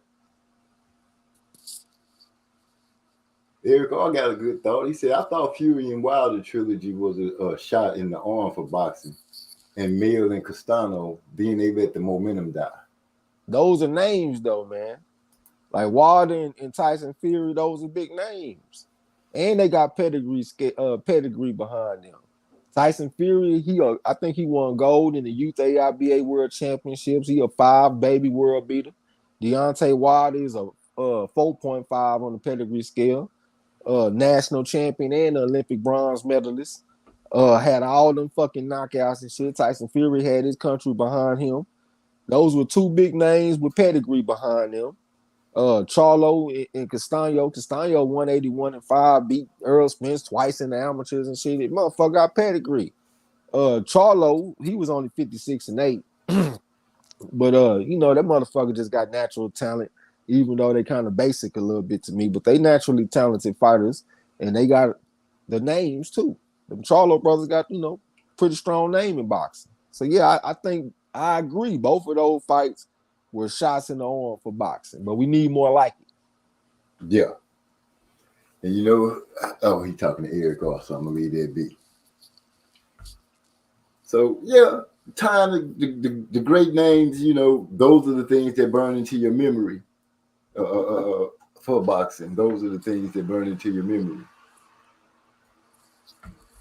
Yeah, man. I remember when I first saw Mayweather fight Diego Corrales. You know what I'm saying?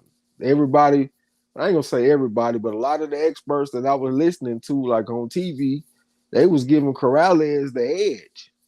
You know what I'm saying? You know, Corrales had a little amateur background to him, decent, pretty good ass fighter, not even pretty good, a real good ass fighter. He just couldn't do nothing with Mayweather that night, but he just had that star power for me, man, and he had the skills, he had the pedigree, he had a lot of shit.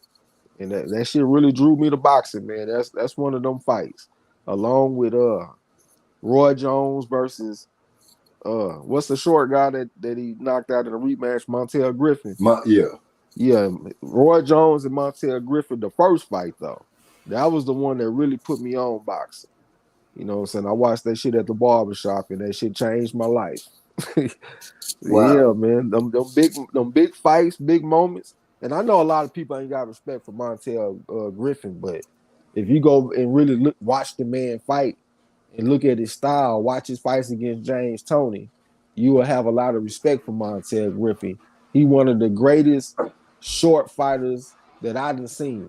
And he one of the good short jabbers of all time, in my opinion.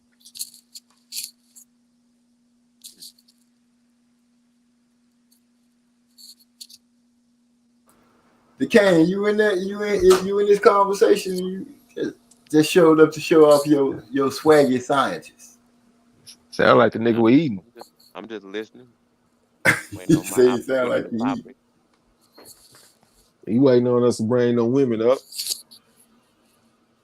Shoot. I already know what you're gonna say to Kane, because you done already said it, but tell this nigga MZ who you got out of Ann Wolf and Carissa Shields. I got Shields, man. Okay. You know that's the women fighter expert right there. Yeah, ain't I know. Ain't it the amateur pedigree scale? You know what I'm saying? Hey man, first of all, I don't like the way you said you got Shields. You need Well, to how I bag said off wrong? that a little bit. Yeah, you know, you said I I'm said riding it with too much you or confidence. something. Yeah, too much. You know what I'm saying? I told Yeah, you, man. you go talk to Baumgartner, leave Shield alone. Yeah, man. She's got too much skill, man. Shields pay the bill. I feel y'all. But you know, this will be the one time. I'll just be like, I'm gonna be on this little island by myself. Me and Ann Wolf. So you have to pick Wolf over Shield. I'm gonna just leave it alone. You done bag me in the yeah. I'll pick her. I said it.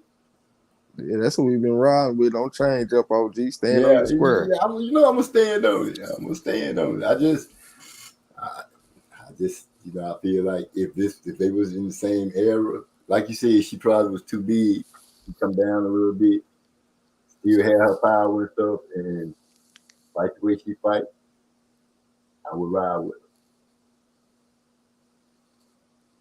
I would ride with a beating Clarissa. That boy Eric Carr said, "Yeah, I just thought more promotion would be willing to start making fights after seeing the reaction of the national media." What you talking about? With You sound muffled, OG. Can you hear me now? Yeah, that's better. My bad. I don't know who you're talking about on that. Yeah, I thought some more. I thought more promotion would be willing. Promotions would be promoters, maybe promoters would be willing to start making fights after seeing the reaction of the national media. Yeah, the Wilder and Fury big names. I'm thinking that's what he's talking about. If they had promoted and rolled off of that, it's so many working parts to make a good, to be able to put a good fight on in front of people. Now they thrown in so many damn things to have to do and go through before we could see a fight for no reason. But I can honestly say it is a network and promotion thing. It is a promotional thing because Don King and Bob Arum worked well together. Didn't like each other, but they made that money. They made those fights. Man, it make you miss them motherfuckers. Even when you read about boxing, like in the 20s and the 30s, shit, it make you miss Frankie Carbo and all them motherfuckers because they were making fights. Some of them might be fixed every now and then, but they were putting the best fights on, though. No doubt about it. The Mafia was doing their thing in boxing. Man. They cleaned the sport up and fucked the sport off. Shit, dirty that bitch up again. Let's bring back the mob. Oh, no. So we can get some of these fights. Man said, dirty it up, bring back the mob. Mud in the water. For real. Yeah, we were getting fights back then, man. Yeah. You complain about the treatment of the fighters, but as far as getting the fights, if I can get the fights without the treatment, hell yeah. I mean, we don't need racism, but we just need the fights. Joseph Brown say Griffin beat some quality guys. Oh yeah. Don't sleep on Griffin. Yeah. Social scientists say 5'7" light heavyweight, nigga. Yeah, that's small. That's short.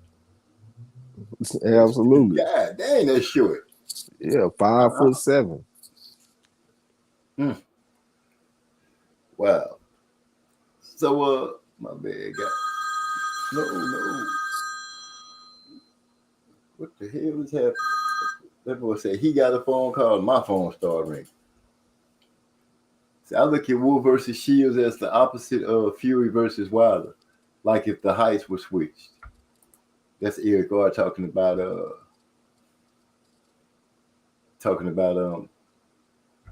Wolf and Shield.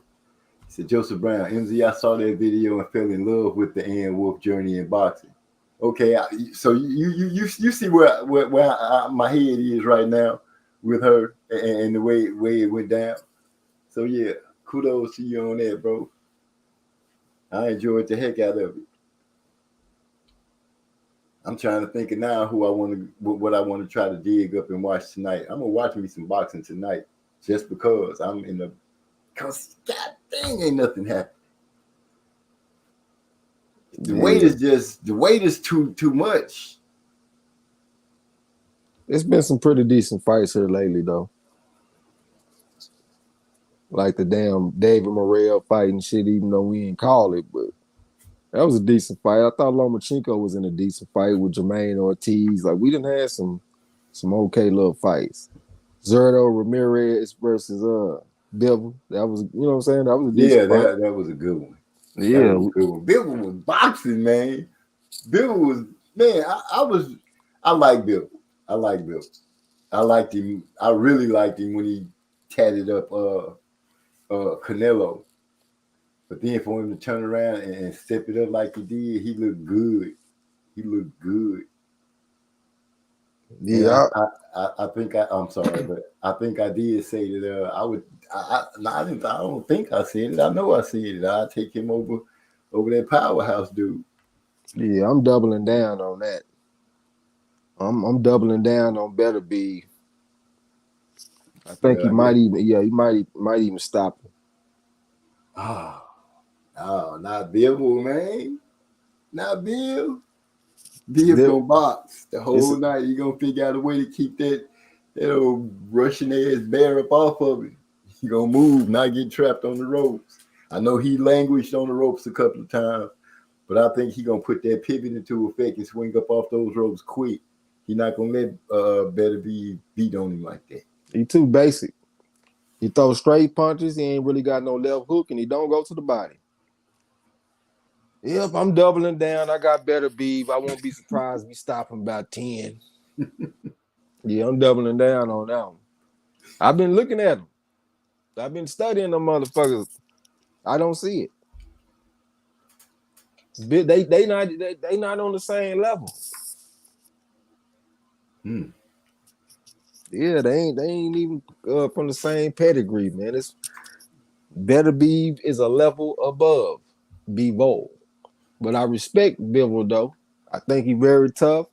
I like his mindset. He want to fight the best. He want to be undisputed. And I ain't just big on the belts, but for a man to want to prove who's number one in the division, and he want to go through somebody to get there and not fight a fucking Ndongo, I got respect for that. So I like what Bivol made of, but I just looking at boxing, I just don't think it's enough variety. You know what I'm saying? It's a little bit too basic. Jumping in and out and shit, straight back and all that. Nah, I don't see it. I feel it. But now I do know what I'm going to be watching tonight. I'm going to go and watch both of them closely. We're going to have to put the slow motion on and see what's going on so I can see. So I can see if I see what I think I see. Or will I be making a change? Nah, don't make no change, OG. Stay down with your pick, man. I'm gonna stay with Bivol, man. Cause I'm going to watch some Bivol tonight. Matter of fact, I'm gonna watch some Better Beef too, but I'm gonna watch some Bivol. More Crow to marry. Don't even Won't worry be about no it. Crow. Won't be no Crow. It's gonna be some Crow, all right. Yeah, for Yeah. you. It's gonna be for you. All right, we gonna see. I'm gonna roll it in up under a nice gold dome. Understand, you going against a bona fide 5. Certified, bona fide, electrified, goddamn me. Your ass is in trouble, man. That's what's gonna make it that much sweeter. Yeah, and then we talking about a man that was 395 and 5 amateur, and most of his losses came to southpaws. He got beat by Igor McCalkin twice, and he got beat by Usyk twice. Those are 2 skilled southpaws that beat him. Orthodox fighters ain't fucking with him. You know what I'm saying? Yeah, it's gonna be trouble, man. Hey,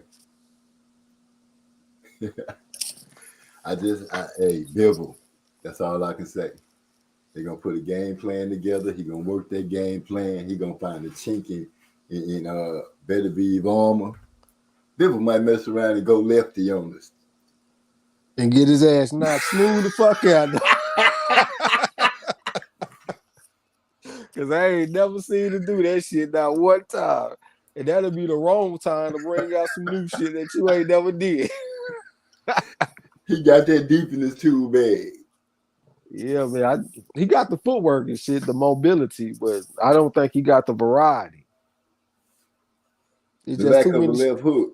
No left hook, straight punches, and no body work.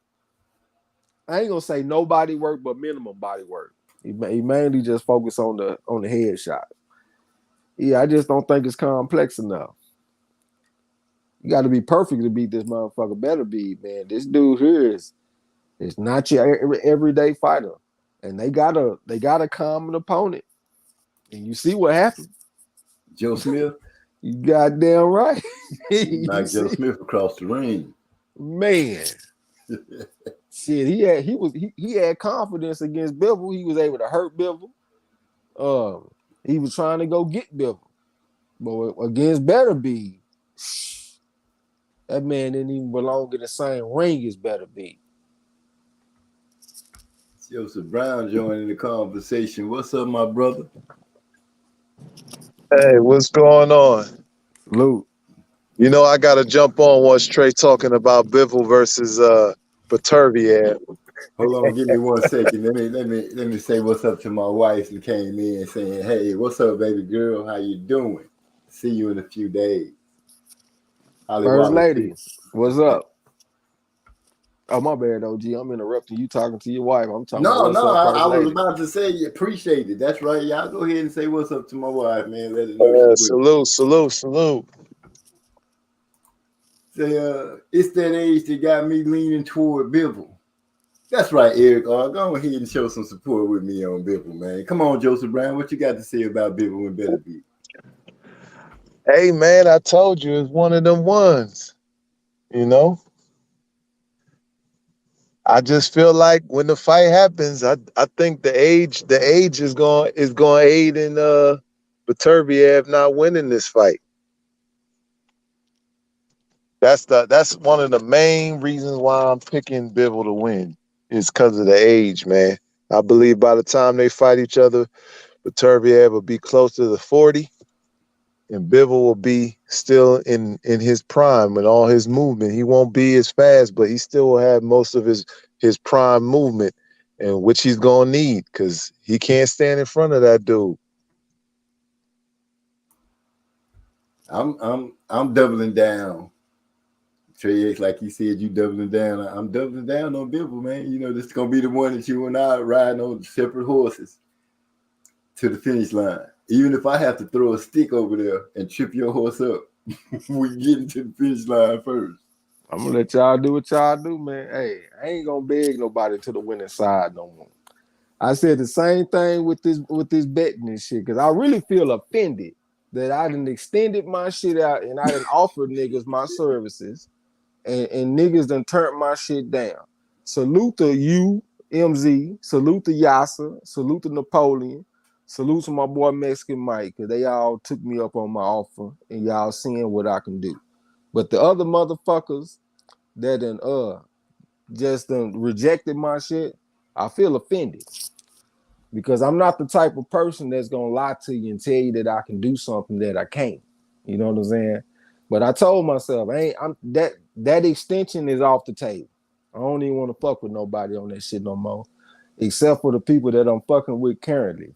Like J. Cole said, no Bill Cosby, but if niggas is sleeping, then fuck them. So I'm not gonna beg nobody to the winning side. So when it comes to these boxing fights and all that shit, I ain't gonna beg nobody to the other side. And who was in second place last week on the Champ Ross? Would that be Trey X? Yeah, me and D-Lo tied up second place on the Champ Ross last week. So yeah, D-Lo was up there with me. That motherfucker D-Lo called me when I first got back and talked to me for like 2 hours straight. And this bitch, I'm sitting up there with the flu and shit. Hey, we tied up on that Champ Ross though, nigga, second place. You know what I'm saying? So yeah, I know a little something about what I'm talking about with this boxing shit. And look, we gonna come back with something too. That boy Eric R said, "Nigga, I ain't turning you down. Nigga, you ain't made no account. Where your account at, nigga? If you ain't made no account and told me that you ready to go, and I ain't been sending you my pics, you turned down my offer." That's the way I feel. Like niggas thinking I'm bullshit, like niggas thinking I'm lying, I'm capping, like I'm just saying something, like I'm trying to take advantage of y'all or something. That's the way I took that shit. Hey, and look, gambling, like people think that I be bullshit, nigga. That's my fucking background, nigga. That's where I come from. That's why I can jump up and go on the road and go make me a few grand and come back. You know what I'm saying? In a week or whatever. Yeah, I can go do that shit because that's where I come from. You know what I'm saying? So no, I'm not about to be lying to y'all niggas and telling y'all that I can do something that I can't. If y'all see the type of records and shit that I keep track of every fucking thing. That's how I ain't gonna go off into no You calm down. too much Cap. of a rant because that shit kind of ran me hot. I ain't gonna lie, because like for me, that's my language. So I feel a different type of friendship with somebody that's willing to go to war with me.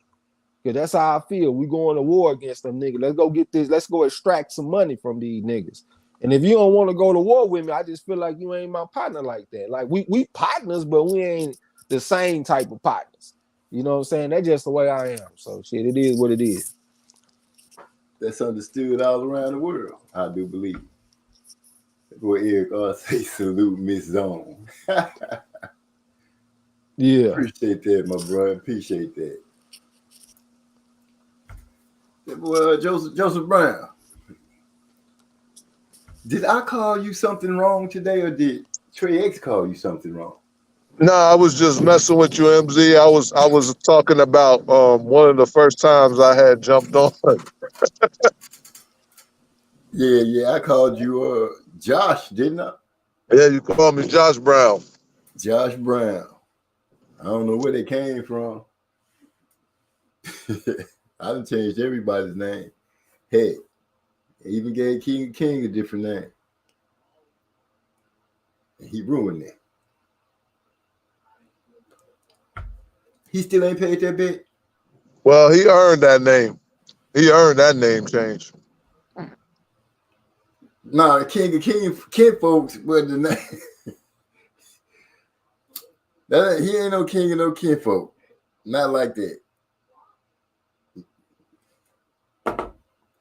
And Bivol, man. Bivol. I can see it now. Trey X got a lot of crow coming. A lot of crow. Barbecue, sick of free, sick of boiled, broiled, baked, souffle.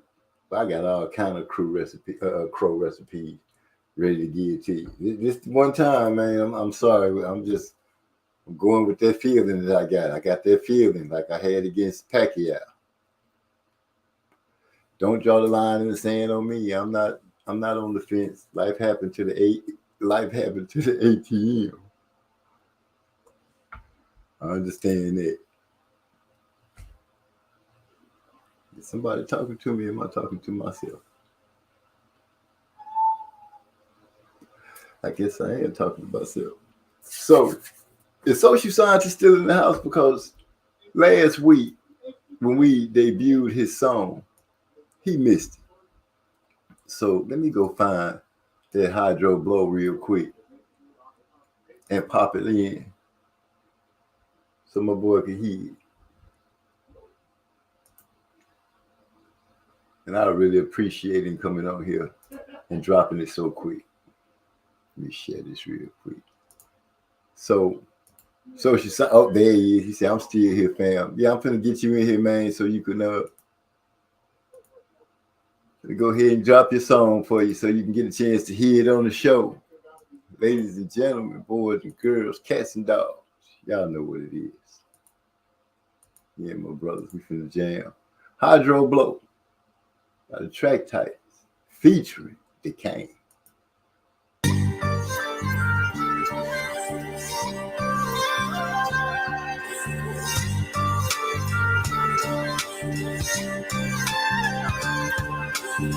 Shorty looking mad fly. Had me captivated when she walked by. I'm serious, she had me feeling this tingle, son. Stimulated conversation after mingling.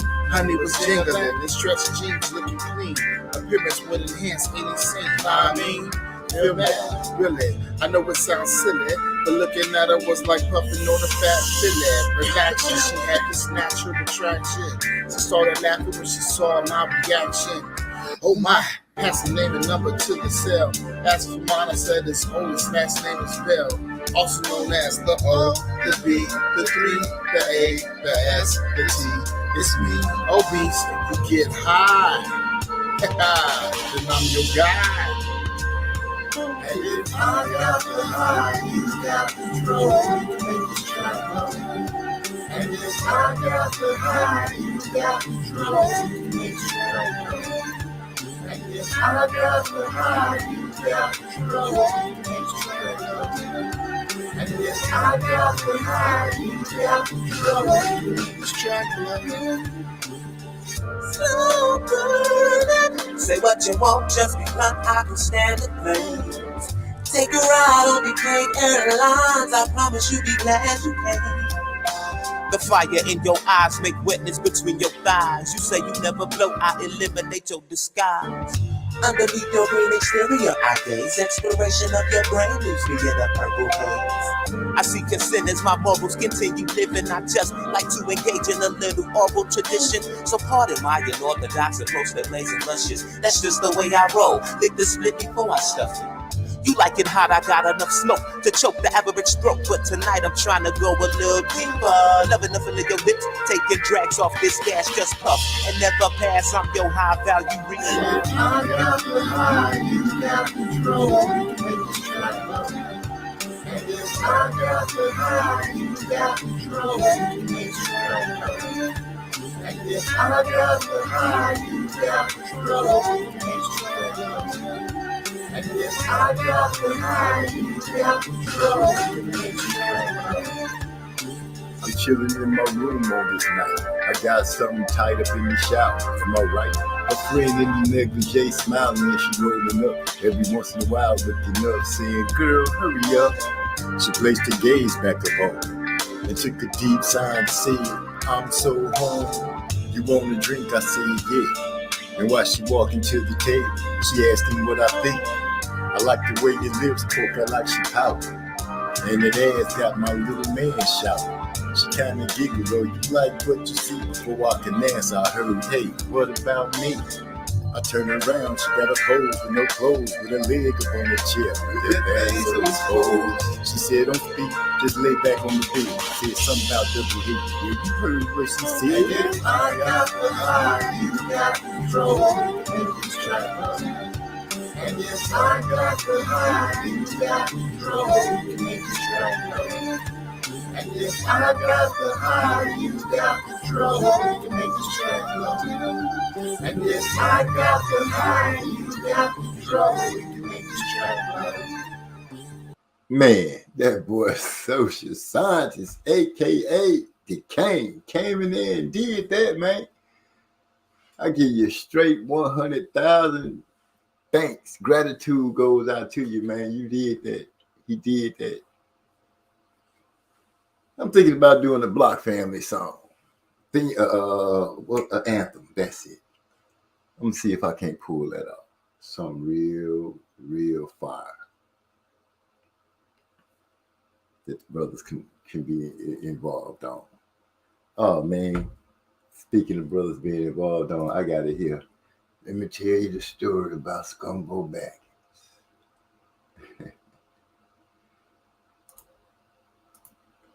Here we go. Let me tell you about the legendary Scumbo Baggins, also known as King of Kings.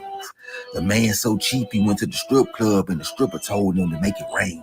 That cheap motherfucker checked the weather and told the bitch to do a rain dance. Straight scumbag behavior. Scumbo, bagging. This nigga full of shit like gumbo. Bragging. Self-proclaimed king of kings and king of kinfolk. What? Don't wanna pay his debt cause he been broke. So now the men joke. What? Yo, I don't fuck with the shady type. The Flakegate, Belichick, and Tom Brady type.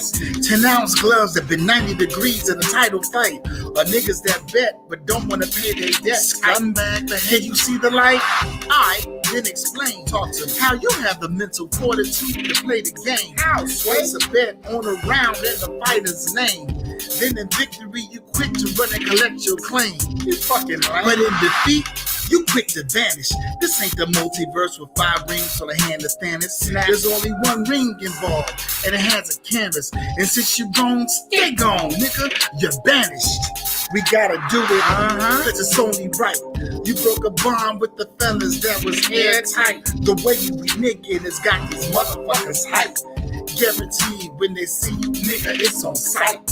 We talking about Scumbag of the decade. The man so cheap he takes his own limits to the lemonade stand to get the price drop from a quarter to a dime. Nobody off limits, not even the king. So now the men joke, Scumbo, bagging. This nigga full of shit like gumbo. Self-proclaimed king of kings and king of kinfolk. Don't wanna pay his debt cause he been broke. So now the men joke. What? Scumbo bagging, whose pockets must be lacking. Welching on a bed and then folks like that's what's happening. Jumps on the show, chest out, bro. I'm really hoping he say if I can pay or brother no. Scumbag behavior. Did that boy just say that shit? Right then and now, say get this weird split. Trey X starts it out.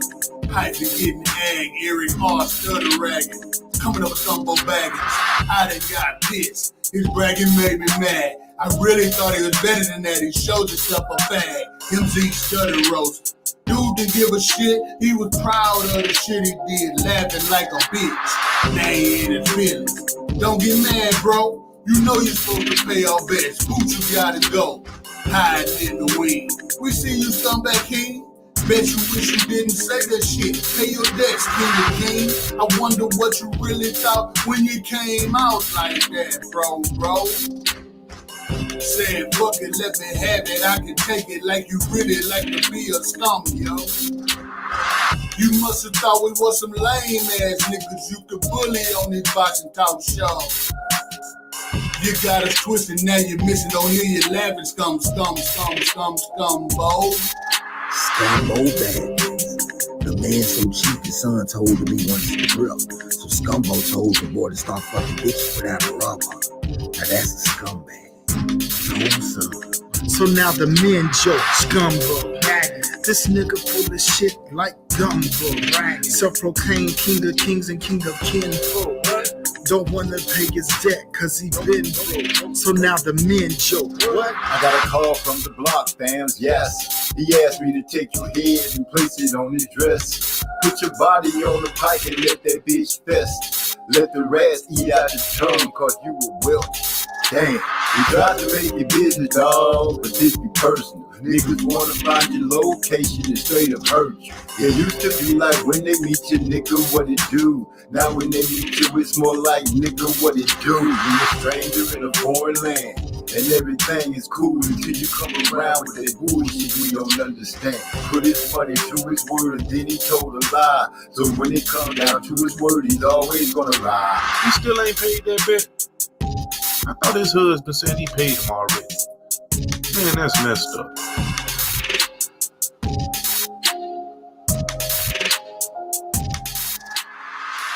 So I figured I'd play a couple of jams. Cause we've been missing out on the music. Yeah, that's my shit right there. It's out. We put that out there. Yeah, I already knocked it off, man. Hey, y'all support the music. Yes, please. Yeah, go on iTunes and support the music. I done went over there and bought all the songs. You know what I'm saying? So y'all support the music, man, and hold down the track titans. Man, please do that. Please do that. Thank you for that. Because Trey X has, I can honestly say, this man hit me on my phone and show it. Show that he done just bought it. Like, hey, man, I got that. And dude, it made me feel good to see it. I know it's the gesture. And I really greatly appreciate it. So thank you for that. Hey, some of us don't have Apple phones, man. We Galaxy members. You got to point us in a different direction. What, they can't buy it if it ain't on iPhone. Yeah, they can buy it. You know, whatever stream service. What do you use to buy your music on? What kind of phone? A Galaxy. Yeah. Who do you go through to buy music? I normally don't buy music like that on apps anyway. Oh man, okay. So that's why I'm asking. Oh, you can get it from Spotify.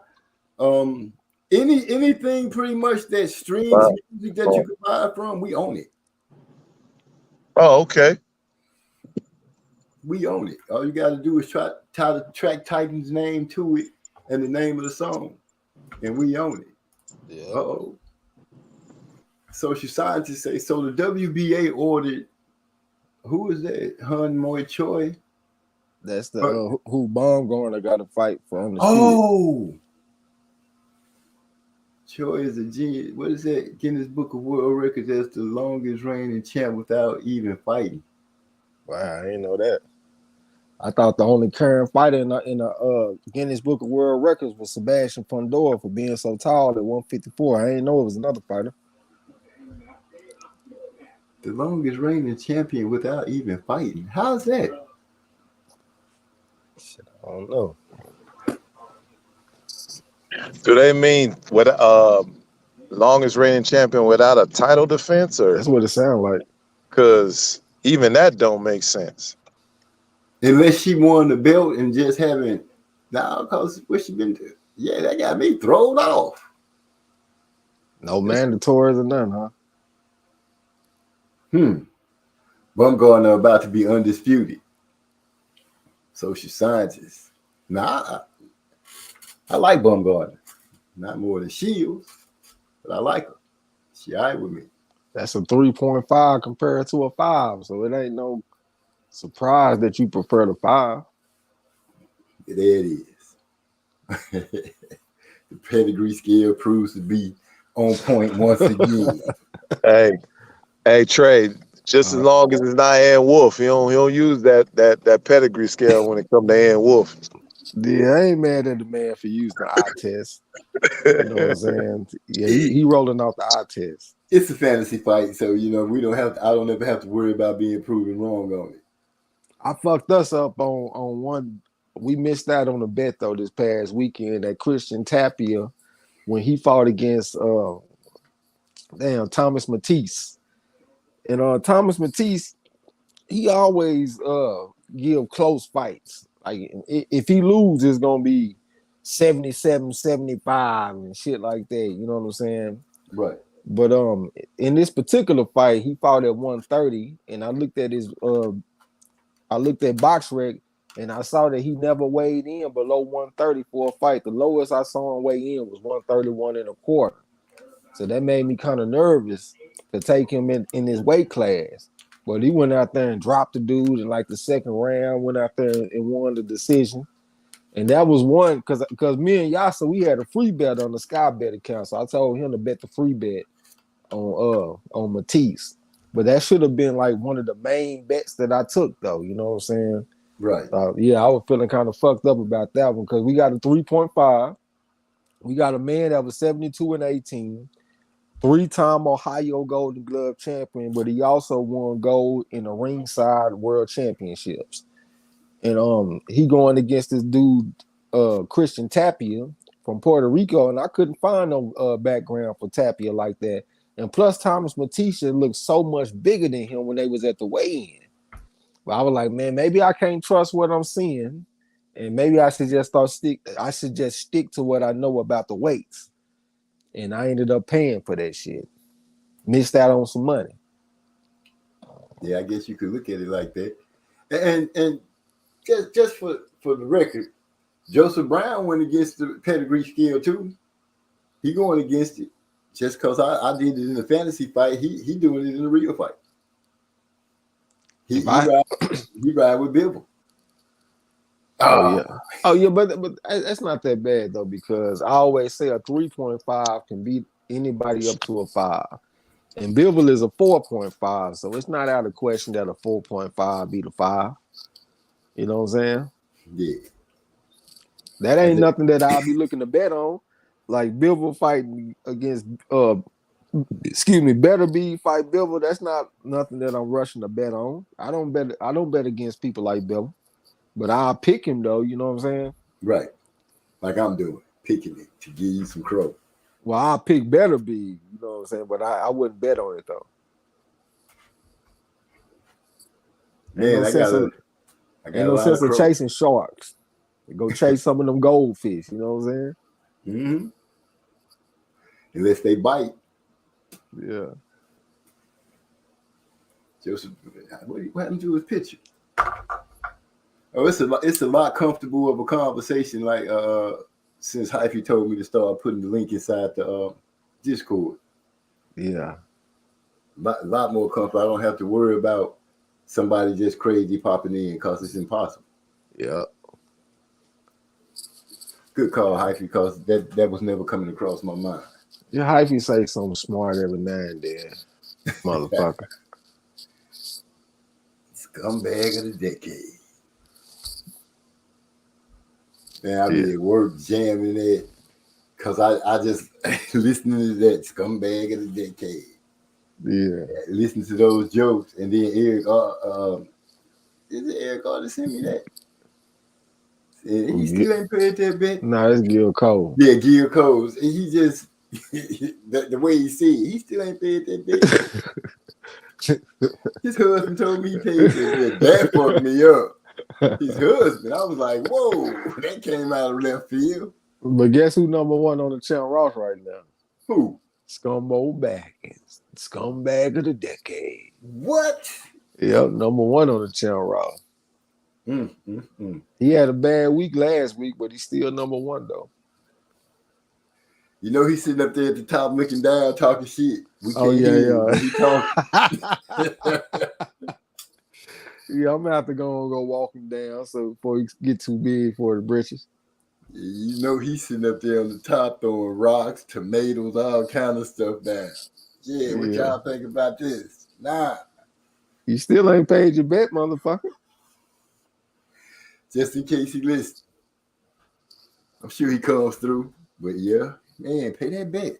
Yeah, pay your bill, nigga. Get that over with. He ain't gonna pay that shit.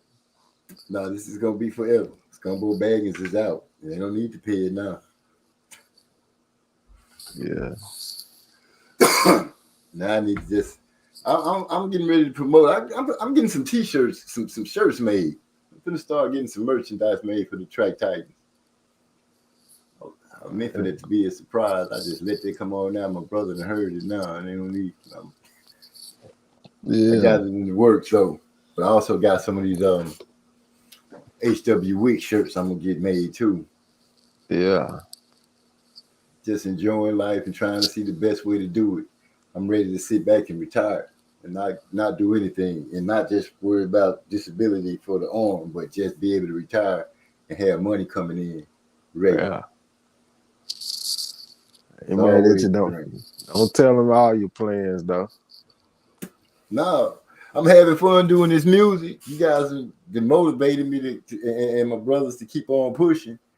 So a couple of more songs gonna come out, then I'm gonna bundle up, drop that album. We got a whole nother project working coming out called Sneaky Music. So yeah, once the 21 plus is done, Sneaky Music will be following up on it. And you can look for Social Sciences. Oh, I'm sorry.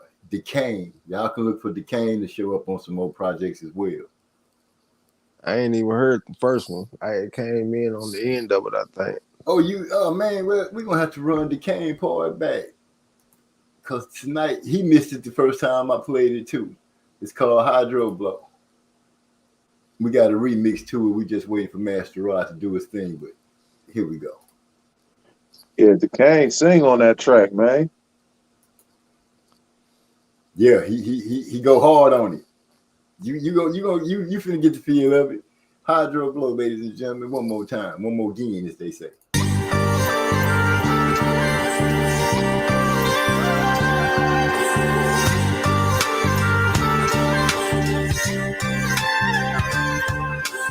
Shorty looking mad fly, had me captivated when she walked by. I'm serious, she had me feeling this tingle, son. Stimulating conversation after mingling. Honey was jingling, and stretched jeans looking clean. Appearance would enhance any scene. I mean, feel that? Really? I know it sounds silly, but looking at her was like puffing on a fat fillet. Her action, she had this natural attraction. She started laughing when she saw my reaction. Oh my. Pass the name and number to the cell. Asked for mine, I said his only last name is Bell. Also known as the O, the B, the 3, the A, the S, the T. It's me, obese, and you get high. Then I'm your guy. And if I got the high, you got control. You can make this track go. And if I got the high, you got control. You can make this track go. And if I got the high, you got control. And if I got the high, you got control. This track Slow burning. Say what you want, just be blunt. I can stand the flames. Take a ride on the great airlines. I promise you be glad you came. The fire in your eyes make wetness between your thighs. You say you never blow, I eliminate your disguise. Underneath your green exterior, I gaze. Exploration of your brain leaves me in a purple haze. I see consent as my morals continue living. I just like to engage in a little oral tradition. So pardon my unorthodox approach to blazing luscious. That's just the way I roll. Lick the split before I stuff it. You like it hot, I got enough smoke to choke the average stroke. But tonight I'm trying to go a little deeper. Loving the feel of your lips, taking drags off this gas, just puff and never pass. I'm your high value reason. I got the high, you got control. Make the track go. And if I got the high, you got control. Make the track go. And if I got the high, you got control. Make the track go. And if I got the high, you got control. Make the track go. I'm chilling in my room on this night. I got something tied up in the shower. Am I right? A friend in the negligee smiling and she rolling up. Every once in a while looking up, saying, "Girl, hurry up." She placed her gaze back up on me and took a deep sigh and said, "I'm so home. You want a drink?" I said, "Yeah." And while she walking to the table, she asked me what I think. I like the way your lips poke, I like she pouting. And that ass got my little man shouting.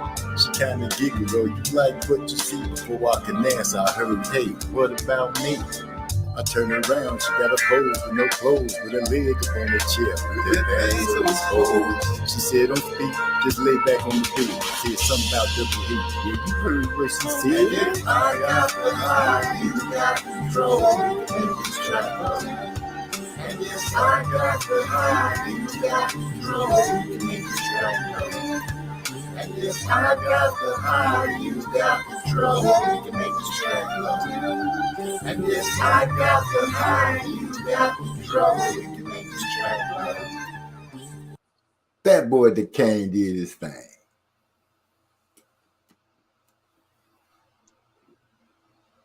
Hey, y'all, I just wanted to kick it with y'all for a minute, man. About to hop off and turn in, man. I appreciate you coming through as always. Salute, bro. Yeah, salute to everybody in the chat, man. Y'all be easy. All right, Joseph, take it easy, We gonna man. whoop y'all ass when we play. You can't even get it out. Hey, MZ, you know that's a lie because that nigga can't even say that shit without coughing. He can't even get it out. Man, them Eagles weak, man. Y'all niggas ain't gonna do nothing, bro.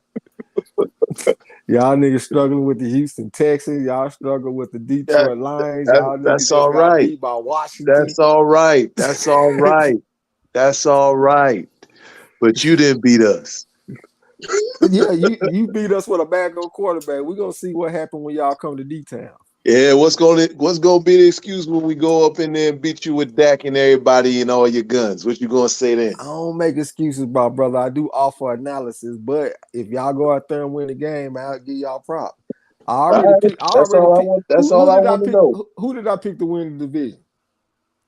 I don't know. I told you I picked the Eagles, so ain't no hate in my blood or nothing like that. I just call it like I see it. So I'll take it, Trey Ryan with the boys. And, Oh yeah. It's just a little bit of friendly NFC East banter. It's all good. That's all it is. You know, we can't say the same for the South. Eh? You know, they only got one team that's over 500. That's 500. You know, everybody in our division got a winning record. Yeah, I can't even say that they over 500. They right at 500. They right at it. Yeah. Who y'all talking about? My nigga Gil Coles and them Tampa Bay Bucks, man. Oh, the NFC South. You know what I'm saying? They not good. Not this year. They done lost to some teams that they should have beat. But they got 2 wins in a row now, though, so they trying to put together a little momentum. Yeah, we'll see. Yeah. I ain't trying to hold you up, though, brother. Salute to you. All right, bro. Y'all Salute, take it man. easy. Yeah. All right. Duquesne, I see a smoked out scientist. Yeah, I like that shit, man. Smoked out. That shit was gangster, man. That shit was player. Appreciate it. But Duquesne did his thing, man. He did his thing. Yeah. I like that shit. Man, they say we're gonna put down some more shit in a little bit. Yeah, I didn't expect you to come in that bitch like that. You came with that old kind of like a trumpet. My man feel like a trumpet. Yeah, hey, that's a good analysis. He came in there strong with it. Yeah. When I first heard it, I was so impressed. I was like, my boy, the Duquesne came through. I knew he could do it because he played around with me on Show Me Something. Yeah. I couldn't wait to come up with something for him to get on. And when the opportunity for a remix came, I was like, this is it. This is it.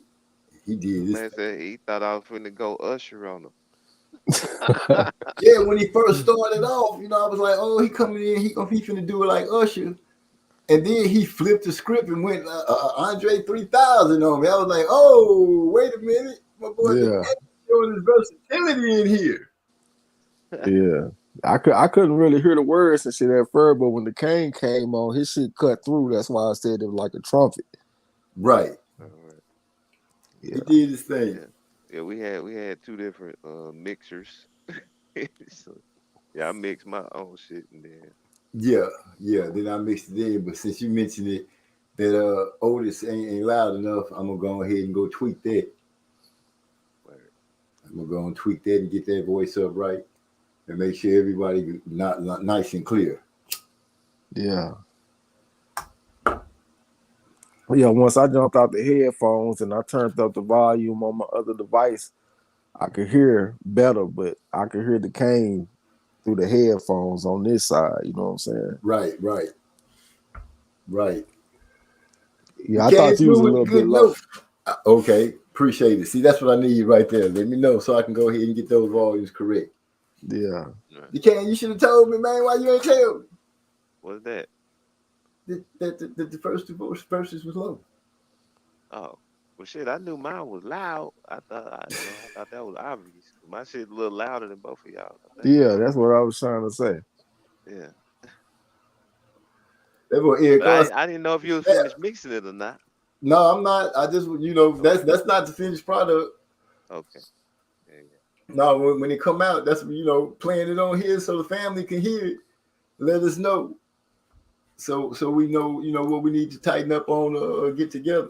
I know that. So while I have boxing on the TV, I'll be mixing that tonight. Yeah. And but you rap with the deeper voice, so. Yes, I guess I'm gonna have to take some of the bass out in order to bring my voice out, some verse out more.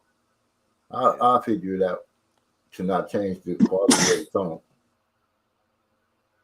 Bless you. I was damn cough. I started having a coughing fit. Oh, yeah, sound like you're trying to. The boy Hyphy say, is the health of boxing really dependent on one fight happening? Spence versus Crawford. It ain't dependent on that, man, but that's the one fight that'll really get us moving in the right direction. You know what I'm saying? It's a lot of good fights that can happen. It's good fights that are actually happening. Like I saw the odds for Chocolatito versus Estrada. They had Chocolatito as -200 and they had Estrada at +150. You know what I'm saying? So that's one of them fights that hardcore boxing fans are looking forward to. But that's the thing about Spence and Crawford. More than just hardcore boxing fans will be excited for that fight. Casuals will be excited for it too. And also potentially some non-boxing fans might even be excited for it. You know what I'm saying? That's the difference. Mm. Yeah. You got casuals. This one casual dude at work talking about, man, that Spence versus Crawford. It's gonna be a good one. Yeah. This nigga ain't never talked about boxing. Yeah. My mom, she like a moderate boxing fan. She super excited. She was sad as a motherfucker when the fight kind of fell apart. Man. So I wouldn't say that boxing, the health of it depends on it, but it is a pump with a defibrillator. If I'm using the right word, to try to get it going again. We need two names to get out there that catches the eye of everybody, the way Crawford and Spence does. And the more I sit and listen to Crawford do his interviews and say things, the more I'm willing to believe that dude got that belt to hold it hostage so Spence can't become undisputed. He's not trying to fight that dude. I'm listening to him talk. He's trying to compare their careers right now, because Crawford might mess around and try to retire, because the way he's thinking, I was undisputed. I did this and I did that, and he's down in the names, the same names that he fought at welterweight. He's down in those wins for Spence. This dude is on he's on some kind of other thing. This is I'm not a psychiatrist or nothing, but this dude here seems to have some kind of complex. That's just my thinking. What you guys think? I think he just defending his career. I mean, he's been in the game for a long time. He's probably proud of his accomplishments.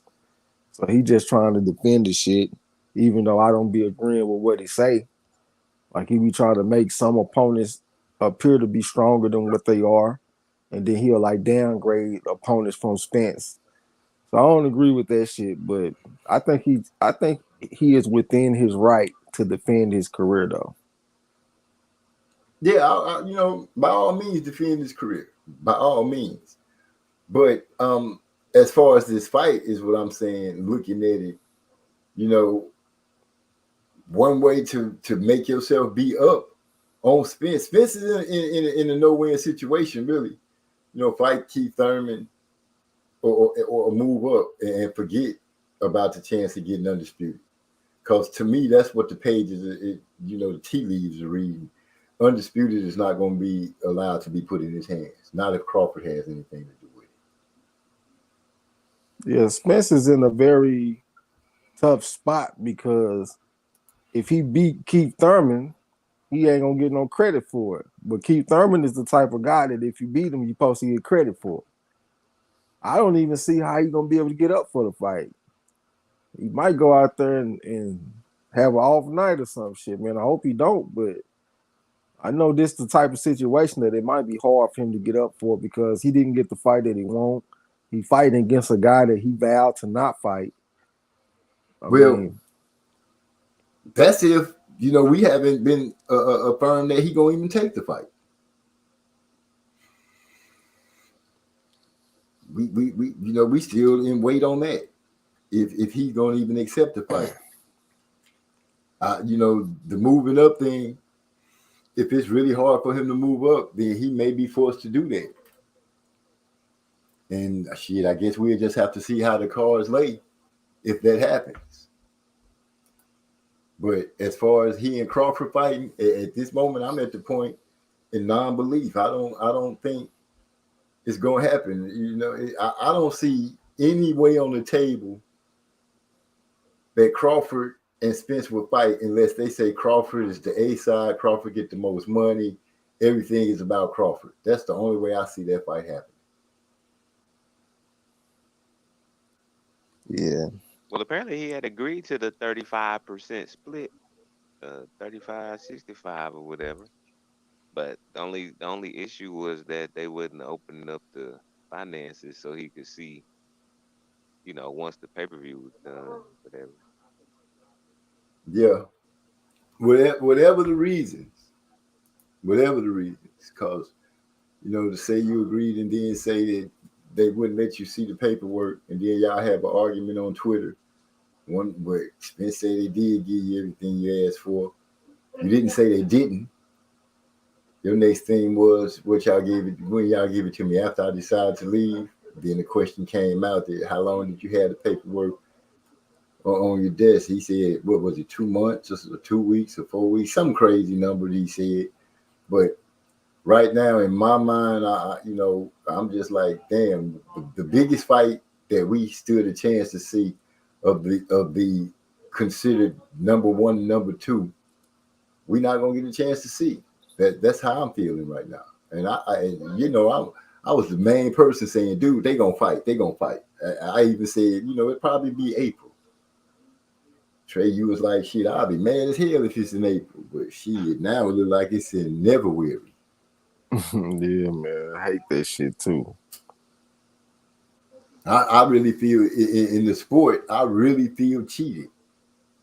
And that's just what it is. I don't want to see them fight somebody else. Hey, so are you talking about the Kate Abdo interview when you say he was downgrading Spence opponents and upgrading his own? Yeah, he did that on there, and he did it in another interview. Okay, because I know on Kate Abdo, she asked him about both of their opponents. But I don't know about the other interview. Yeah, but it's still like to me, it's just an extension of his. I'm already going to the Hall of Fame talk, so it ain't too much different. Yeah. And Eric God said, my cousin passed, never getting to see that fight. And we've been talking about it since the red and black hoodie encounter. Yeah, you're right. And my condolences to you about your cousin passing. Yeah. I hate we don't get it for the community, man, because I just remember some of the fights. Like I always bring up Josh Taylor and Riga's program. Right. And I just remember how electric that shit was. Half the people thought program was gonna win, the other half was Taylor game. We were talking that shit, having fun with it. You know what I'm saying? Our community just we gonna get robbed at that type of moment, but times 10. Yeah. You know what I'm saying? Where we get to talk and mess with each other on live and hurling little insults. And yeah, oh man, you're right. You're right. Just thinking about it is like a punch to the stomach and letting the air out of you. And then both of them black too. You don't have to even say it. That's already there.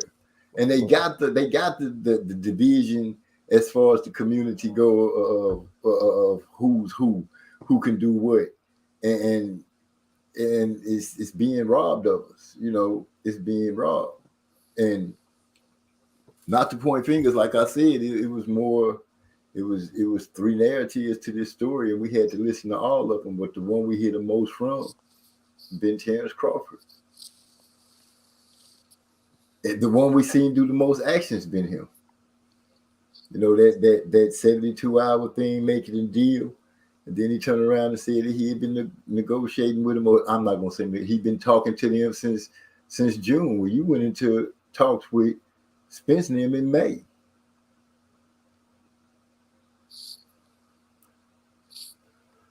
Yeah, it's hard.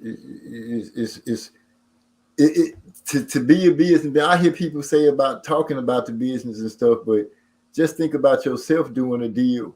How hard would it be for you to sit back down at the table with this man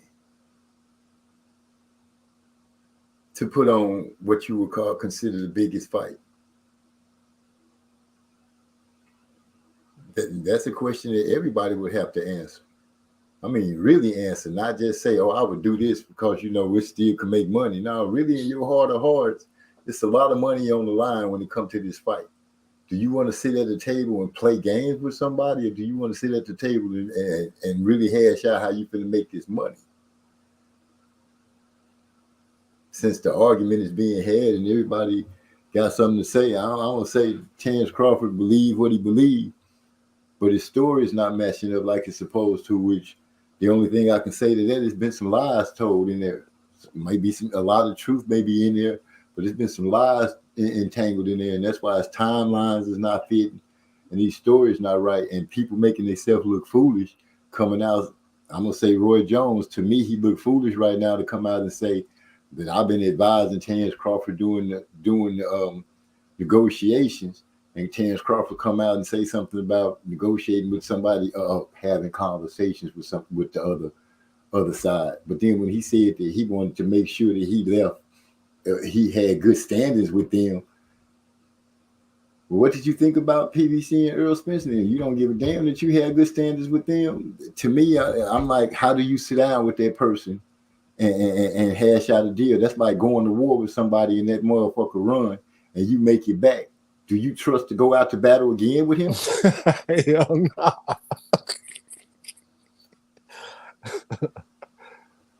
So that's how I look at it, and that's why I feel like the fight not gonna happen. I don't feel like this man has any intentions. His record, like you said, is important to him, and his biggest threat, as far as names go, is Earl Spence, and he's trying to make sure that he stays in his mind. He's up on Earl Spence because he's been unified and he's been undisputed at the lower weight classes. In his mind, he has fought the better competition. Man, I'm telling you, if he don't fight Earl Spence Jr., that motherfucker, not Al Heyman, but Bob Arum deserve a lot of credit. Bob Arum put together a career for this man where he did the least and got the most out that shit. I'm talking about he did not have to go through no hard, heavy lifting, but he gets a chance to be on some Hall of Fame talking shit. If you take his opponents and take the belts away, but just take his opponents, that ain't no fucking Hall of Fame sounding shit. But once you mix in that Undisputed and then all that old bullshit, now all of a sudden he's some Hall of Fame #1 pound for pound baddest man throwing down in it, bitch. Yeah. I swear that man got the most out the least, man. Bob Arum, a bad motherfucker. Top Rank did they thing. Hell yeah. That's how they do, man. They blow up all they fighters. All they fighters get spoken of on some Hall of Fame sounding shit. Not necessarily Hall of Fame, but pound for pound shit. Right. They get spoke of highly. All of them. All his top guys. Y'all gonna hate on the chess moves? No, it is what it No, is. we give him prop to the fact that he has done that. Hyphy chiming in, he say, I look at that fight as self-torture. Anyone talking and thinking about that fight is literally torturing themselves. Time to move on. Oh, yeah. Well, Hyphy, my feelings is what they are, you know, to feel like, shit, I ain't torturing myself, but shit, I know that in my mind, that's a fight that there will be no instant replays, and we won't be able to sit around and talk about if it was a good fight with your boys. You know, all that is being taken away. It was literally right there. You know how you heard the person say it was right in my hand and I missed it. That's the feeling. Like watching a football game or a basketball game and your team lose. Like maybe the Cowboys beat the Eagles coming up. I don't know. Man. Have to ask Joseph Brown how he would feel. He might hear about it when he wake up. And then me, I'm just like, man, when in Rome, do what the Romans do. I mean, because I'd be on all the fights, especially the ones that are available to bet on. Because I got to consider them all so I can find some bets for my team. So I'd be on all that shit. Like I was excited about the McCaskill and Chantel Cameron fight that the Kane and Hyphy kept on talking about. Like I feel like I've been moved on. You know what I'm saying? But at the same time, there is still a piece of me that would like to see the fight, but it's not the end all be all for boxing for me though. Like we could have a whole bunch of different conversations about boxing and I'll be fine. You know what I'm saying? Because Right. I feel like I'm expanding my knowledge on all the fighters. Well, I'm publicly stating it right now. Today is the last day that I will speak about Earl Spence and Terrence Crawford as fighting. If I speak about them, it'll be about who they're getting ready to fight or what's next on the list for them. But about combining their names at the same time to speak about them fighting, today is the last day for me. All right, it's 11:15. 11:10, where I'm at. No, I'm saying it's On the date. Yeah. It's ODB birthday, so I ain't gonna forget. Yeah. Oh, sure. 11:15. Yeah, it's going down. So, well, let me see. I can read stuff though, but I won't be speaking on it myself. I feel like Bud talk way too much publicly. Shut the F up. This is what Eric R says. And then he said, appreciate it, fam. I don't know what he appreciated, but okay. So now, got that out the way. I won't be publicly speaking about that ever again. Alicia Bumgarner. When is that fight supposed to take place, DeCane? Bumgarner and Choi. Oh, I don't know. They just ordered it. They just reported that they ordered it today. I don't know yet. Eric R said, I like Better Be Even Bibble just as much. Man, ooh, yes, that if they get that fight made, boy, I'll have my popcorn and everything. I'll probably call in to work and be like, look, I'm sick. Man, that's one of them right there to me. That's on the same level as a Spence and a Crawford to me. Why? Yeah, because you're a hardcore fan, though. They just ain't going to bring in the casuals. Yeah. But I guess as boxing fans, we don't really have to care about the casuals, but for the health of boxing as a whole, it do seem like casuals have a role to play. Yeah, we need them for those big fights to really accumulate to what they need. Because without them, though, that explosion of money that they need would never come. Those casuals bring. Well, shoot, when Mike Tyson fought, who didn't want to see that fight when it came on? Oh, yeah. Everybody and their mama wanted to see Mike fight. Even people that didn't watch boxing regularly knew Mike Tyson and watched him do his damage to people. And like you said, Wilder, his name, I think the Charlos could have been handled a lot better. I think their names could have rang a lot better, especially Jamil. I think Jamil could have really rang because he's a fighter's fighter. He's a good man. He fought everybody in the division that he needed to fight. Hard fights. When he lost, he came back and avenged it. The dude did his thing, man. He's a good fighter. Yeah, he seemed like he got some universal respect in the boxing world. Like as far as the fans and shit go, I don't even see other races saying negative things about Jamel. You they know used what? to. They used Yeah, I was to. about to say they used to, but that has died down a lot. I think he's earned a lot of respect. That's because he came out and said that shit about it ain't about race or whatever. You know, the white folks, they latched on to him after that. Yeah, but also the accomplishments though, like the people he been fighting. After he beat Castaño, I saw some, like the energy change a lot around him. Hey, did y'all see that Montana Love fight this past weekend? No, I didn't, but I've been hearing a lot of ringing about it. I want to get this off for Eric R real quick, and then you can go ahead, Trey. I'm sorry. But he said, I appreciate the condolences. I used to talk boxing with him every weekend, but now I got you guys to keep my passion for the sport kindred spirits. Oh, man, well, I'm glad I could be a part of that. Yeah. I'm glad I can be a part of that. So I'll make sure that I don't be missing so I can kick it with you. And we can lock in. Armin Brown says, good night, fellas. Pray before you lay. Good night. Good night, sis. And I say my prayers at night. And in the morning when I get up. Got to thank you for waking up. Oh, man, you want to talk about praying. You should have been inside my head when I was in that storm. I bet. And I know what you're talking about. Years back, like 91, Houston had a tornado that touched down. And I was driving home with my baby girl. She was like 1 year old. And a hell of a, the rain, everything was coming down. Yeah, I mean, terrible. And me, all I was thinking was getting my baby home to the house. I get to the house, and my mother-in-law tells me that the tornado had touched down on the road that we was riding, but we had already passed up the spot where it hit. Yeah. So, yeah, I bet you was praying. I was thanking God earlier for getting me back to the house. You know what I'm saying? Yeah. But in that Montana Love fight, man, hey, man, they had him off of nerve. I don't remember where the dude was from. He was from Australia. That's where he from. They had this motherfucker in there with this big ass Australian. They fight at 140. This Australian, he done fought Tim Tszyu at 154 before. So that just lets you know what kind of size he got. Right. And when they put him off in there with Montana Love, I was like, God damn, I didn't expect that motherfucker to be that big like that.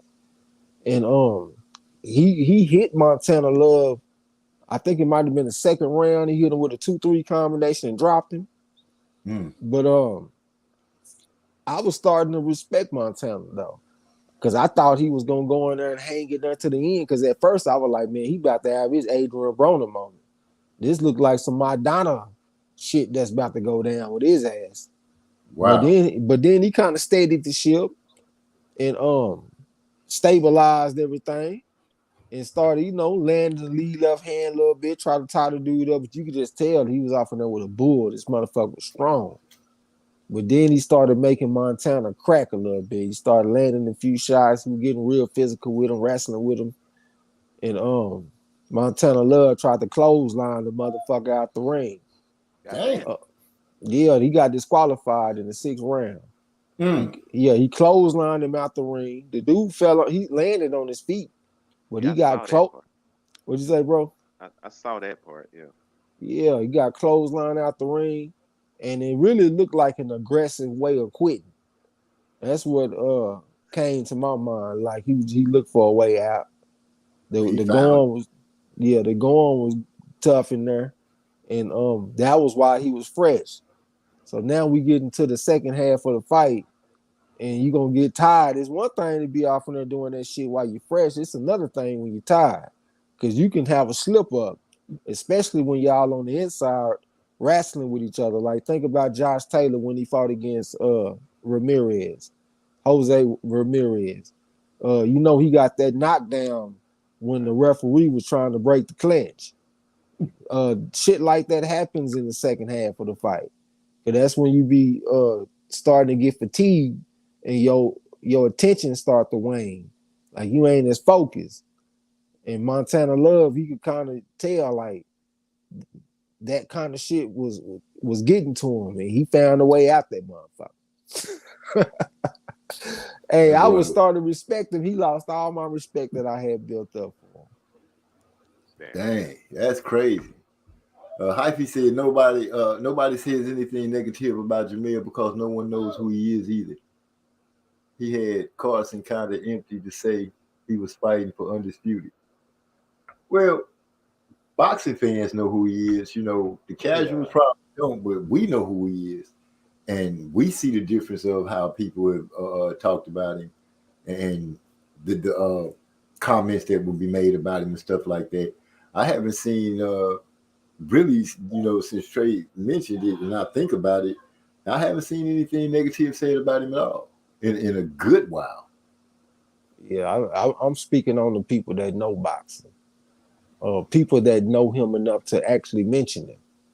And when they mention him, they saying nice things about him. Like they might call his brother a bitch, but say he a real one. Right. You know what I'm saying? Like I see that shit pretty frequently. So here God said Montana Love thought he and Dude was the last two niggas left in the Royal Rumble. He was going to WrestleMania. Man, you gonna clothesline the man out the ring, then they all looking around, talking about wondering why they got disqualified. And then Eddie Hearn trying to play cleanup crew and say some shit to make everybody feel better. Like he felt like the fight was stopped too soon. They should have really thought about it and all that all kind of shit. Like, man, that man deserved to be disqualified. You know what I'm saying? Matter of fact, it was like a double clothesline. It wasn't even one move. He hit him with a clothesline, then he cocked that bitch back and followed through with another one and got him on over that rope. You know what the hell he was doing, man. Wow. But you got to give it to Eddie Hearn. He going to earn his money when it comes to trying to smooth something over, whether it's a drug cheat, a glove change, or a clothesline. Fork tongue motherfucker. When it comes to that, you got to give it to him. Only fight I really watched. Oh, go ahead. No, go ahead. I'm about to say the only fight I really watched was that Tasha Jonas versus Marie DeCare fight.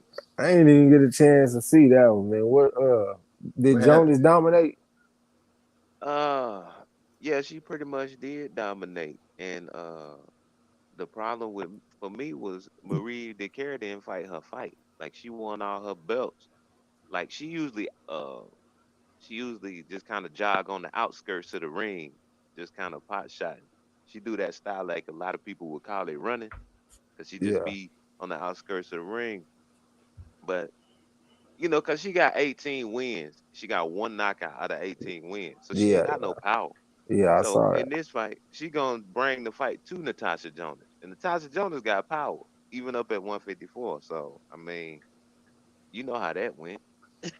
Yeah, I had passed up on the damn bet. I want to take Jonas by decision at -200, but I just don't know if I could trust her, man. Cause Jonas got whooped by a woman and stopped that shit. Open off. That Yeah, woman open wasn't off. supposed to stop her though, was she? Hell no. To me, that was the biggest upset. Like that shit was bigger than Joshua Ruiz. You ask me. Like that shit was not supposed to happen at all. I don't Yeah, know. she I stopped still her. don't know. Yeah, Yeah, she stopped beat them her up. up. Yeah, I had looked the shit up, man, because I looked at both fighters. I mean, I've been seeing Natasha Jonas for a few years, you know what I'm saying? She ain't nothing new. So I had to look up Marie the Care woman, and I saw her style. But Jonas, I've been seeing her for a while, so I kind of know how she fight. But I do remember like a while back when that shit first happened, when she Yeah. got stopped, and that shit just ain't never left my mind. You know what I'm saying? Like I just can't trust her. That's really what I be feeling like. I can't trust her because you done went out there and got your ass not only beat, but you got stopped by a woman that had no business stopping you. A motherfucker with like 6 losses or some shit like that. Yeah, a woman knocked her down like 3 times and shit. I Yeah, mean, I had a rat out there, man. For real. But I like her though. I like Natasha Jonas. You know what I'm saying? Maybe she just had an off day and I gotta let it go, but maybe not trust her though. yeah. I don't know. It's like her chin might not show up. Yeah. And then the woman that knocked her out, it looked like she had some knockouts. It seemed like I saw like a 33% knockout percentage as far as her wins, like 21 wins with 7 knockouts or some shit, I want to say. Had a little power, but say it again. You said the woman who knocked out. Yeah, the open off chick or whatever. She had 14 wins, 7 KO. Oh, okay, that's what it was. I added all that shit together. But yeah, I guess that's not that bad. 50% knockout percentage as far as the wins go. That ain't too I bad. think she might have had 12 wins. Yeah. 12 wins with 6 KO. Yeah, that shit was a while back, man. Maybe I gotta just let it go. And she done kind of redeemed herself. She fought Katie Taylor and Terry Harper since then. Yeah. He said, I just gotta let it go.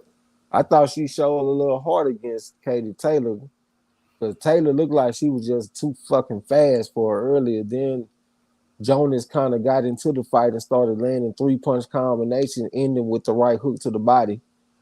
And she won a couple of rounds, like towards the end of the fight. You know what I'm saying? I thought she showed a little heart. Yeah, I thought she got beat clearly, though. Oh, she got beat clearly, but I thought she showed a little heart, though. Yeah. Speaking of Katie Taylor, when she fought, didn't she fight? Wasn't it Serrano, right? It was Serrano that she fought, right? Yeah. Yeah. Going back on that fight, I see Katie Taylor really. I see Katie Taylor won that fight, in my opinion. Looking at it again, she won that fight more in that fight, in my opinion. I had a 6-4. I hadn't went back and looked at it because when I first watched it, I was like, I was on the fence about it. But seeing it again, Katie Taylor did her thing. She did what she needed to do. She had Serrano kind of following her. She was taking good, giving her good shots, picking her shots. She pretty much boxed Serrano. She used her length and everything. She did a good job. Yeah. Well, look at what Spence and Crawford done. They ain't fighting. They done gave you some time to go back and rehash some things and get your thoughts together on a couple of fights and everything, man. Yeah, you excuse me. I'm about to get back in my library, man. Get back in my bag and start watching some of these old fights and shit too. Yeah, because that's the only thing. That's the only thing right now that we can do to feed ourselves. We got a couple of months before a major fight is due to come up on us. But watch the fights that's coming out right now, like you said, catch up on these fighters that's fighting and get a chance to know and see something new. I got a couple of fights coming up this month that I'm interested in. One fight is this Tyson Fury and them cousin Nathan Gorman. He fighting this guy named Fabio Wardley. They got Fabio Wardley as minus 350 favorite, and they got Nathan Gorman at plus 250. Nathan Gorman, he got a few amateur accomplishments, but like on the domestic scene, ABAs. They got another one, the schoolboy. He won one of them schoolboy youth little championships and a couple other things I had saw, but I also saw sources say he didn't have a bunch of fights. He only had like 12 fights. So if he got 12 fights and he won all that shit, I guess that's an accomplishment. But this Fabio Wardley guy he ain't have but 4 amateur fights. And they got him as a 3.5 to 1 favorite. And when I look at him fight, I see a little bit of like he got some natural ability, but I also see a little bit of rawness. And to me, Nathan Gorman looked like a more polished fighter. He got a stoppage loss on his resume because he fought against Daniel Dubois. But I don't hold that against him in this situation too bad because I feel like Dubois knocked Fabio Wardley ass out probably in 1 or 2 rounds. You know what I'm saying? But a part of me really want to bet this fight. I want to put my money on Wardley. Not Wardley, but Gorman. Tyson Fury cousin. That's gonna be interesting. Go on, think on it. Let me know. Let me know what you come up with. And then the other one, we got Matthew Franklin about to go fight Dillian White, and they got Franklin at plus 700. He was at 650, but they done bet it up to 700 last time I saw. I think that one kind of interesting. I guess it depends on what you think about Dillian White. But we got Dillian White about to go fight a 3.5 on the pedigree scale, even though he might be undersized, like a small guy. But he a national Golden Glove champion, though. My opinion of Dillian White, Jermaine even in the Pecos Bill days, is Dillian is not a champion. Got him as a massive favorite. He is not a champion. That's how I feel about Dillian. We might have to just bet that because I respect the man being a favorite. I just don't think he should be such a big favorite as what he is. I think it's like at least minus 1,200. I think minus 1,400. I think that's too much.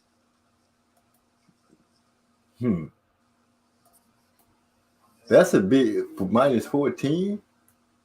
Yeah, you get plus 700 if you bet on Jermaine Franklin. What? Yeah, I think that's too high. 7 to 1 odds. So y'all just feel like he ain't gonna do nothing. They feel like he ain't got himself shit for Dillian White. They say he already been over there training with Tyson Fury and some folks, so he been in the ring sparring with bigger fighters and shit already. The size might not be too much for him. Yeah, he plus 700. Dillian White negative 1,400. Yeah. I'm excited about that damn Jerry Anderson versus Jerry Forrest. Oh yeah, that's gonna be a good test for Anderson. I won't be surprised if Forrest go in there and get smooth on this motherfucking ass. Yeah. That damn Jerry Anderson being there throwing combinations on you. Yeah. Well, we gonna see what happens. Forrest don't never not give a hard test though. Yeah. Every time Jerry Forrest fight, he give a hard fight. That's what you want. Oh yeah. He got a little power too. I think out of like 26 wins, 20 knockouts, something like that. So he can test your chin a little bit too. And he's a southpaw. Always dangerous, unless you just suck. Yeah, but Jared Anderson, if he decides to switch in this fight, he might get his ass whooped when he switch over to the southpaw stance. Ain't Jared the one that you said get switched and got knocked back into his He did that in the last fight. Maybe he learned the lesson. Only time will tell. Eric R says fighters got to Fighters got to start taking control of their careers so they can be in a position to cut middlemen out and make the fights. That's assuming they want to make the motherfuckers though, man. You don't think a lot of these fighters want to protect their own? Yeah, I don't think a lot of these fighters are in on the plan to not fight the other good fighters and keep this shit going as long as they can. I can believe that. Yeah, I can believe that people don't want to lose their O's. I believe that full-heartedly they don't want to lose their O's. Man, I play poker, man. They always say kings and aces show their faces. And I feel the same way when it comes to boxing. When you start seeing people make moves that are unconventional, that's when you know somebody want to be where they at. Like Devin Haney. Devin Haney took a predatory contract. That motherfucker signed a contract that was meant for him to turn down. So he could go over there and fight that boy Kambosos and go get the motherfucking belts. We got a fight coming up soon. What's that? Southpaw and Baby Trinidad. Frank Martin. And Michelle Rivera. Yeah. Yeah, that's the type of fight that show you that somebody want to do something. Even the Charlo versus J. Rock Williams, Jamal, that was like a unconventional type of fight, like that you normally see two young guns in their primes and shit fighting against each other. Or even Jermell Charlo versus Lubin. That was also one of those type of fights that you don't see very often. When you see shit like that, they show you like, hey man, these dudes, they look like they want to get out there. You know what I'm saying? But if I don't see nothing like that, I ain't gonna just assume that they want to fight a motherfucking thing. Right. And Eric R, I'm not for sure, but I'm guessing the middleman is actually the bridge to the networks. I think the fighters, taking control and trying to move on their own, it's a lot of bridges that they won't be able to cross by themselves. I'm just speculating. But the way things going with Terrence Crawford, that's what I'm seeing. He might be friends with ESPN, but I don't know if ESPN is willing to say, you know what, bud, we're going to put a fight together with you and how you do it and put you on our network. So cutting out the middleman might be a bad thing unless you got a way to cross that bridge that middleman closes the gap for you. Other than that, you got to figure out a way. Cutting out something and not having a plan to be able to carry on is pretty futile. He says Forrest are underestimated versus Pulev. I got that feeling with Bud. I don't know what feeling it is, but it might not be a good one. Yeah, that's dangerous fight for Martin. How it was in the 80s. Elaborate on that, Eric, when you get a chance. But Dillian White, going back to him and what's his name? Jermaine Franklin. Yeah, going back to that, Jermaine is high on the pedigree scale, didn't you say? 3.5. And Dillian, it's just, to me, it's nothing that about the way he fight that impresses me. I know he got long arms, he built kind of strange, but he got those long arms not to be that tall. And he kind of wild, that overhand punch, he kind of throw like Maidana does when he throws that right. I guess it's an overhand right, but it's so raggedy looking. It's just the way he fights, it doesn't impress me. And I think the dude, they got a tighter fight plan, even though he might be smaller. I think the dude's toughness and skills can get him through that fight. Only thing is, man, Jermaine Franklin got a style that he gets tangled up a lot. Like if you try to look up footage of him, it's hard to even watch the motherfucker. Like he'll throw 1 or 2 punches and boom, they tangled up. Boom, they tangled up. Boom, they tangled up. Like just over and over and over and over again. So that's the only thing I'm worried about. But if it wasn't for that, I would be excited to make that bet. Okay. Eric, Might still make it though, you never know. Yeah. Eric, I'm gonna put the link in there. Yeah, you the only person I'm gonna open it up for. Man, Everybody that else. motherfucker could have went to Discord. He on Discord. He ain't got to get the link in the chat. Because you know you trying to keep the weirdos out. Yeah, the link, when he do his live stream, he drops his link on Discord every time. You ain't never got to ask for a link. If you want to get on, go straight to Discord, go to the corner, and you going to see it. What's up, man? I see you driving. Yeah, what's going on, fellas? You got it. Salute to you. Yeah, I was saying that Martin Michelle fight reminds me of like the 80s and 90s. You know, I mean, when you got 2 up and coming prospects going head to head, you know, which will the same type of thing we should be getting with like a Boots and the Ortiz.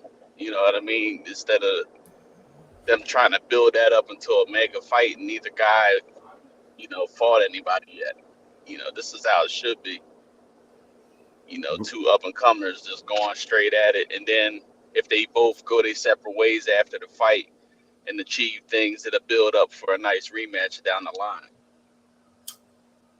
Yeah. You know, that's all I'm saying. Yeah, I'm with you. Yeah, that's what the same thing I was talking about with Charlo and J-Rock, Charlo and Lubin. Yeah, them young prospect motherfuckers that's full of life and full of energy fighting instead of waiting until they fucking 30 and 35. Right. That's it. That's what's killing. I don't want to keep saying, I hate the narrative of killing the sport, but, you know, that's what's happening. You know, it's like these guys need to get out there and fight. The business is just getting stacked. You know, records getting padded. You got like 8 or 9 different undefeated fighters in the same division. You know, they need to be getting in there and mixing it up. You know, that's the only way you really can develop as a fighter, winning and losing. You know, putting yourself in there against the best. Hey, who is that motherfucker that just jumped on the panel? Hyphy. Oh. #1 boxing insider. I got a black wife, Rick Glazer. That's Rick Glazer on your picture? Yeah, that's him. Rick Glazer, the only one who got real boxing numbers. Everybody else is fake. Yeah. Hyphy with that dude, man. I tell you. I feel you, Eric. Like we were saying, cats are scared to lose their O's. Heck, who's to say making Boots and who you say Ortiz? Yeah. Making them wait, trying to so-called build up the fight. My question is, who you building it up? Who they gonna fight? Right. Who's out there for them to fight right now? That Sean Porter's gone, Danny Garcia's gone, Earl and Terrence. I don't believe they gonna fight any of them. Keith Thurman, he might get a cash out, but I don't see them. I don't see any of them getting in the ring with those guys. So who they gonna fight? So you might as well let them go ahead and fight each other and then fight whatever's out there, because I'm pretty sure they'll meet again.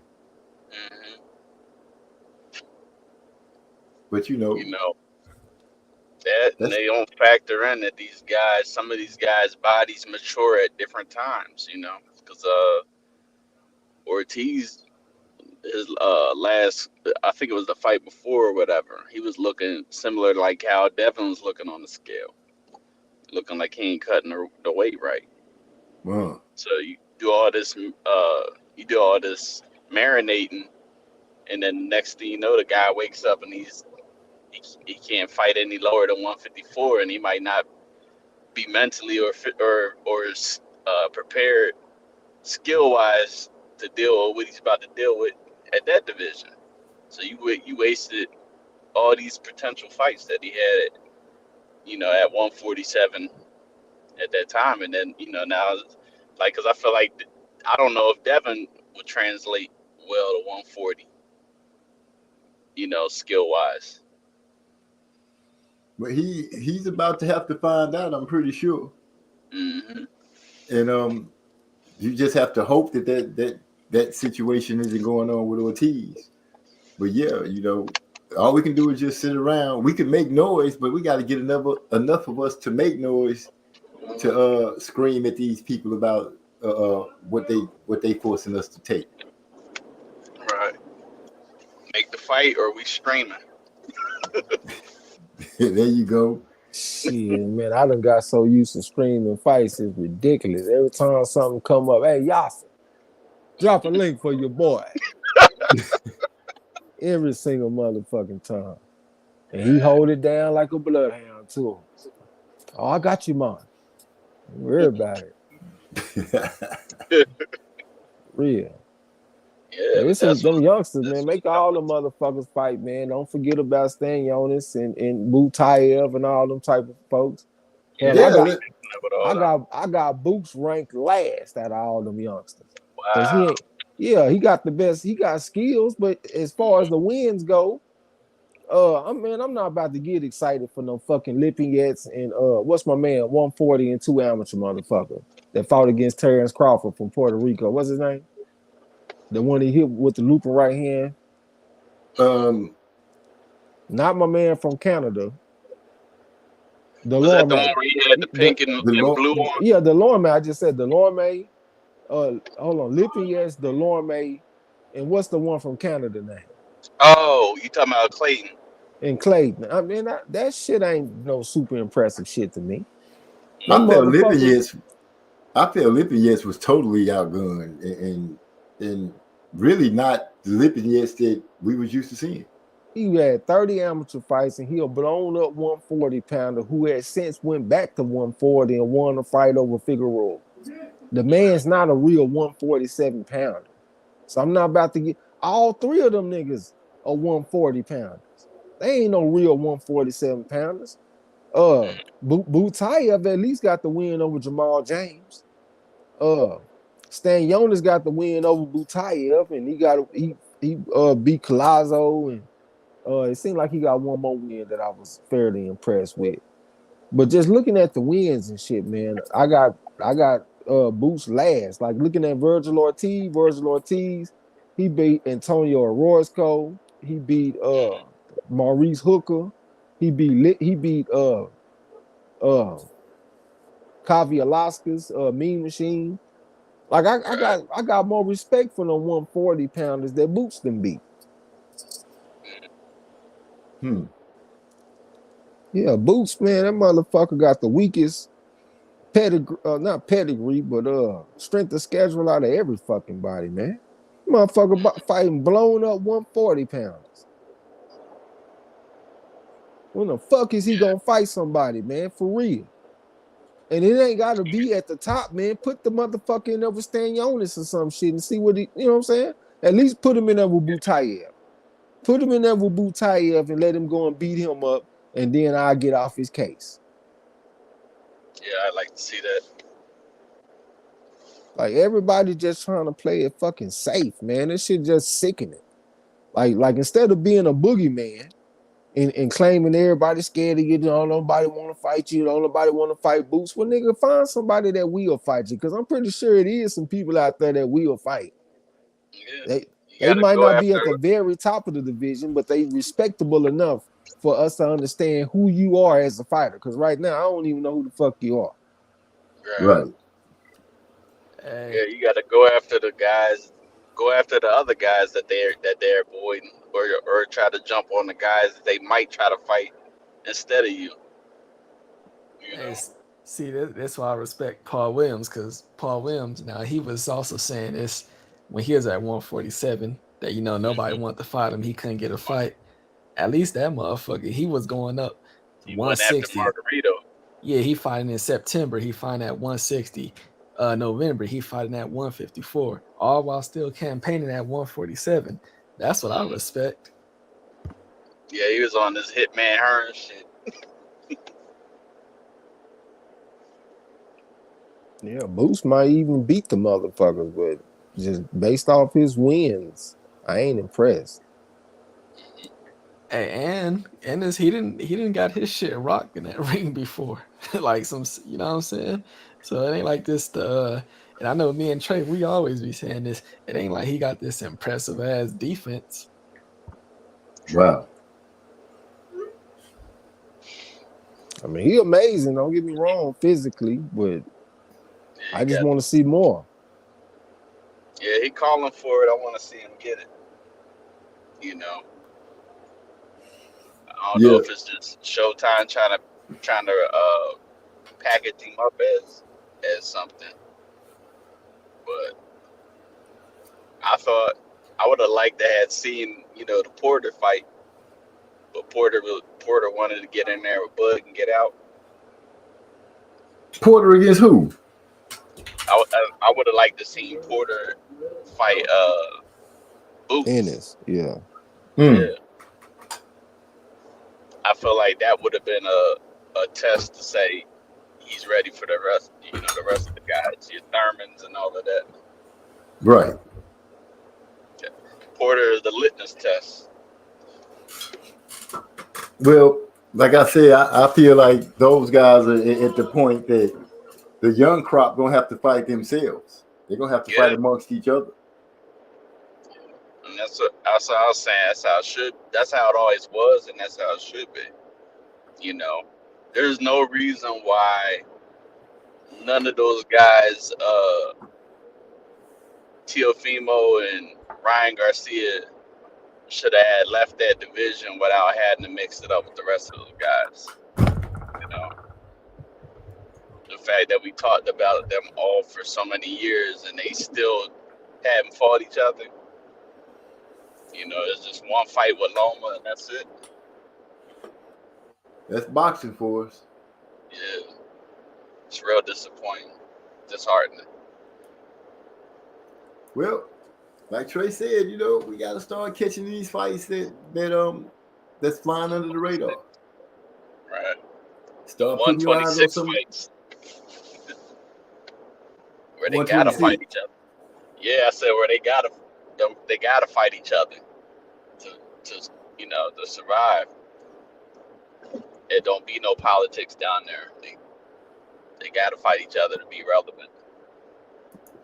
Well, we're really talking. I'm gonna really say we talking like 118 and below. You know what I mean? Because them fights, like it's rare that you get somebody that's gonna make over 300,000. Like, yeah, I mean, I don't like to count niggas' money and shit, but like Chocolatito, he rarely seeing over 300,000 for a fight. So they understand for them to get, you know, even any type of money, they just got to make them fights. And then on top of that, it's one of those situations where, you know, look at like Juan Francisco Estrada. He lost to Chocolatito in 2014. Look where he at right now. We talking about like 8 years later. You know, you technically number one in that division, so it's easy to bounce back in the weight classes. But if you look at 135 and 140, man, like at 140 especially, or 135, it's way too many undefeated fighters to not have them dudes mixing it up in a tough fight. I'm talking about every single fight. We only asking these motherfuckers to fight twice a year. Right. Good point. They could mess around and do like 3 or 4 Super Sixes in that one division. Like we just seen Richardson Hitchens, what was it, on the weekend? He should, the type of fight he had, he should be coming back in January. That was just a fight to knock off the rust. Remember when Rashidi Ellis, he went over to PBC? Yeah, he had a fight in July, just to knock off some rust, got his dude out of there in one round. He should have been back already if you having fights like that. Yeah, easy fights where you can just walk through the person. You should be back in the ring pretty swift, I think. I agree with you on that. And it's gonna be disappointing because now Shakur ain't gonna probably hardly have any fights, waiting for all this stuff to clear up. you know, because they don't fight at 135. So what he gonna be doing? Fight You was know, there. just Loma. Well, shoot, that's a good beat up. Yeah, That's a they great beat gotta up. they gotta wait to see. You know, a couple of guys was mentioning like, okay, if Devin fight Lomachenko, beat Lomachenko and just can't make the weight no more and move up, is that a dub? Like, nah, because he fought Lomachenko. He don't gotta fight Shakur. They're both young enough that they can meet at 140. True. And Shakur just getting there. Let's not rush him into another thing. We know Devin was already planning on leaving. Right. You know. Now that right there, I don't mind that being a money fight down the road under those circumstances. Like, you know, you just got there and the other guy moving out. It's almost like how it could have and should have been with Shane and Floyd. Right. You know. Instead of having to wait like we did. Yeah, I was that man. You talk about me being pissed off after a fight. That boy Shane said he would have fought. That goofy ass shit when he knocked out Vargas, talking about my tooth is loose. Yes, that right there. Yeah. Maybe when I get my tooth fixed, we could talk about a fight. Nigga, I was looking at this. I'm like, really? I was looking at the screen in disbelief. So sure, when you look at it, we look how long some kind of craziness been going on in boxing. Right. And shit, right, you know, I thought that would have been a great fight. But I remember when Roy and Emmanuel Stewart, they were talking, a lot of times they kept saying, that was the first time I heard the term high risk, low reward. I didn't know what that meant, what they was talking about. But every time they would say Floyd Mayweather's name, and then different ones of them would be like, oh man, I'd stay away from that if I was Shane. I'm like, why? I'm like, yeah. You know, Go ahead, my bad. No, that was it. I was just, you know, that when I heard him say that after the fight, I'm like, they was in his ear and all that back then. I was oblivious to politics like that. You know, I was just a young guy just watching and enjoying the fights. But like the one thing I used to always sit real close to the TV and try to hear everything. I wanted to hear everything going on. So when I was hearing them say that shit during commentary, I'm like, what is he talking about? This is boxing. You know, and now you see how it's become now. It plays out every day. Mm-hmm. If it's a high risk and a low reward, they not trying to do it. But Devin Haney, like Trey X said, Devin Haney did it. Right. He did. Yeah, I was pulling for him to get that opportunity, just like I pulled for Bud to get the opportunity at 140 to become undisputed. Like, I never knew it would manifest into this bullshit that he got going on now. I don't mean to be cussing so much. I'm sorry. I'm just frustrated. Man, we grown around here. You know, we speaking at the table. What can somebody do? Yeah. So I feel you on every aspect of it. Like I said, I ain't gonna touch them when it comes to that no more. I decree not to speak on that anymore. Right. But I do feel your sympathy, your sentiments about it. But shoot, we grasp on to what we can in this sport, because it's coming far and in between. So you know we gotta enjoy what we can. Like I said, I'm gonna watch some of the old stuff tonight. Work on this hydro blow. Yeah. Damn, I see Duquesne, he had got off. I wanted to ask him, see this shit happen again. The WBA, they ordered somebody that's a champion with 3 other belts, they order somebody that's a champion to fight for their belts. I'm like, what the hell is going on with the WBA? See, they making the fights. At least they trying to help. Alicia Baumgarten and old girl finna get it down. Yeah, that's what I'm talking about. Yeah. Troy, her name up there, I think I slaughtered it. I think I got it right pretty good, though. But I know who you're talking about. Yeah, the Kane would be able to tell you. He already said Alicia finna be undisputed, so I'm riding with her anyway in this fight. Yeah. See, I'm fine with that. I'm just saying if they could do that for the women's and stuff. Why don't they do it for the men? That's all we saying, man. And I don't think anybody could, give us any pushback on what we saying regarding that stance. Yeah, the guys are sitting here. The guys are bucking the system. They just straight up not fighting. Simple and plain. Yeah. Doing a lot of talking, no fighting. That's it. All right. So I call 135 the Twitter weight division. They got to earn welter. These boys, well, it is what it is. I might watch some football because of this.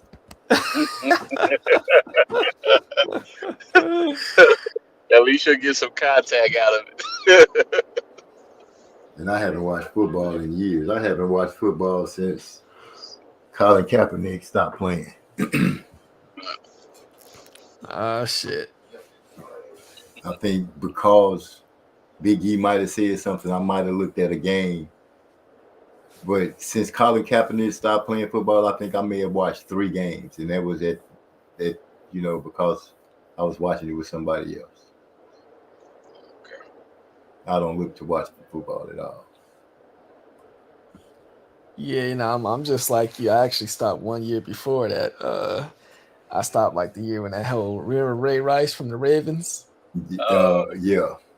Yeah, it was that year. That's when I just gave up. No personal reason. It just like that shit just couldn't keep my attention no more, and I gave up on college football also, and yeah, I just can't snap back into it no more, man. My boy Trey X said we have plenty of football bits to watch.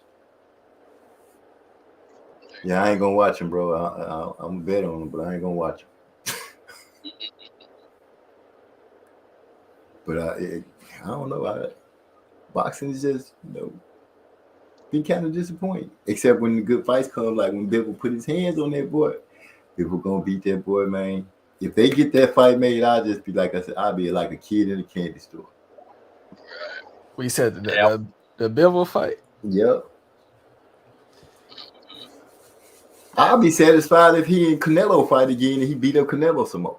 Yeah. That'd be hilarious. I want to see him. Would you rather see him come down to 168 and fight him for his belts? Or 175 again? If Bivol did say he would meet Canelo at 168, he did say that before. And if he's serious about just going down there to take Canelo belts, go for it. Yeah. Go take him. Go take him and then let him go and disband him across the landscape. Right. And go back up to 175.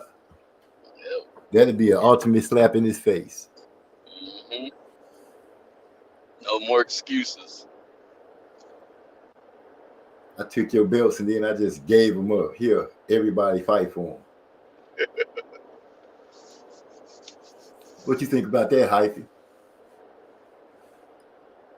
I actually like how Bivol been talking, and he been like hella consistent with this ever since like the first fight. He been dropping little clues here and there, talking about basically like a fight with Canelo. He don't look at it like these other fighters. Like it's like, what I'm saying, a career high payday, a fight that you just can't turn down. He look at it like it's more than that. And even then, after his last fight, he even said, it's not about just like a payday for him. The fight, that's why he was able to perform how he performed in the fight, because he didn't look at it like basically like how Caleb Plant was. He didn't approach the fight. He wasn't in the fight talking about, I box good, huh? You're pretty good too. You know what I mean? Yeah, he he said it was about price. So I think one of the things that he also take pride in is, he not going to like sell himself short, just to get a fight with Canelo.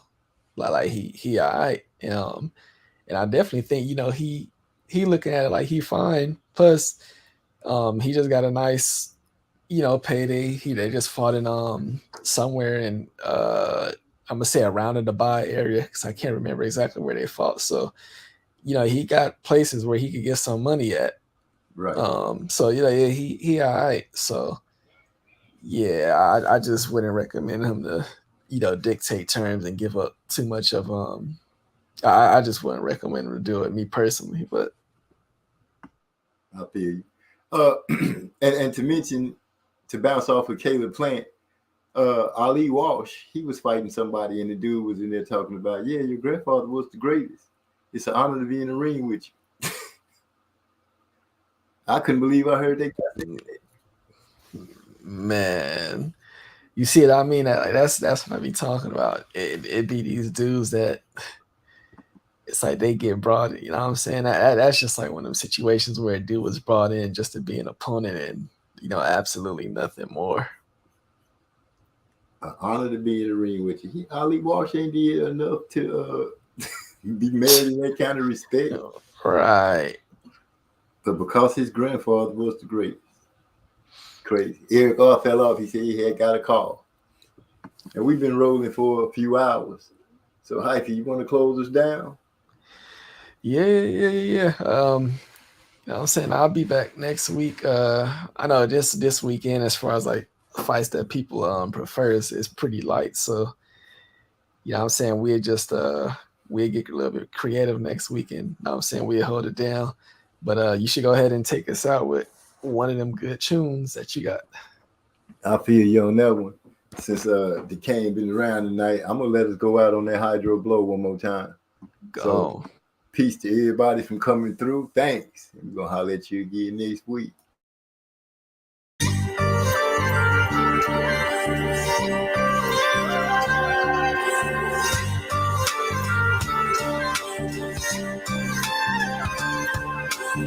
Shorty looking mad fly. Had me captivated when she walked by. I'm serious, she had me feeling this tingle, son. Stimulating conversation after mingling. Honey was jingling, and stretched jeans looking clean. Appearance would enhance any scene. I mean, feel that? Really? I know it sounds silly, but looking at her was like puffing on a fat fillet. Relaxing, she had this natural attraction. She started laughing when she saw my reaction. Oh my, passed the name and number to the cell. Asked for mine, said his oldest man's name was Bell. Also known as the O, the B, the 3, the A, the S, the T. It's me, obese, if you get high, then I'm your guy. And if I got the high, you got control, you can make this track go. And if I got the high, you got control, you can make this track go. And if I got the high, you got control, you can make this track go. And if I got the high, you got control, you can make this track go. Slow burning. Say what you want, just be blunt, I can stand the flames. Take a ride on the great airlines, I promise you'll be glad you came. The fire in your eyes make wetness between your thighs. You say you never blow, I eliminate your disguise. Underneath your green exterior, I gaze. Exploration of your brain leaves me in a purple haze. I see consent as my morals continue living. I just like to engage in a little oral tradition. So pardon my unorthodox approach that blazing luscious. That's just the way I roll. Lick the split before I stuff it. You like it hot, I got enough smoke to choke the average throat. But tonight I'm trying to go a little deeper. Loving the feel of your lips, taking drags off this gas, just puff and never pass. I'm your high value reason.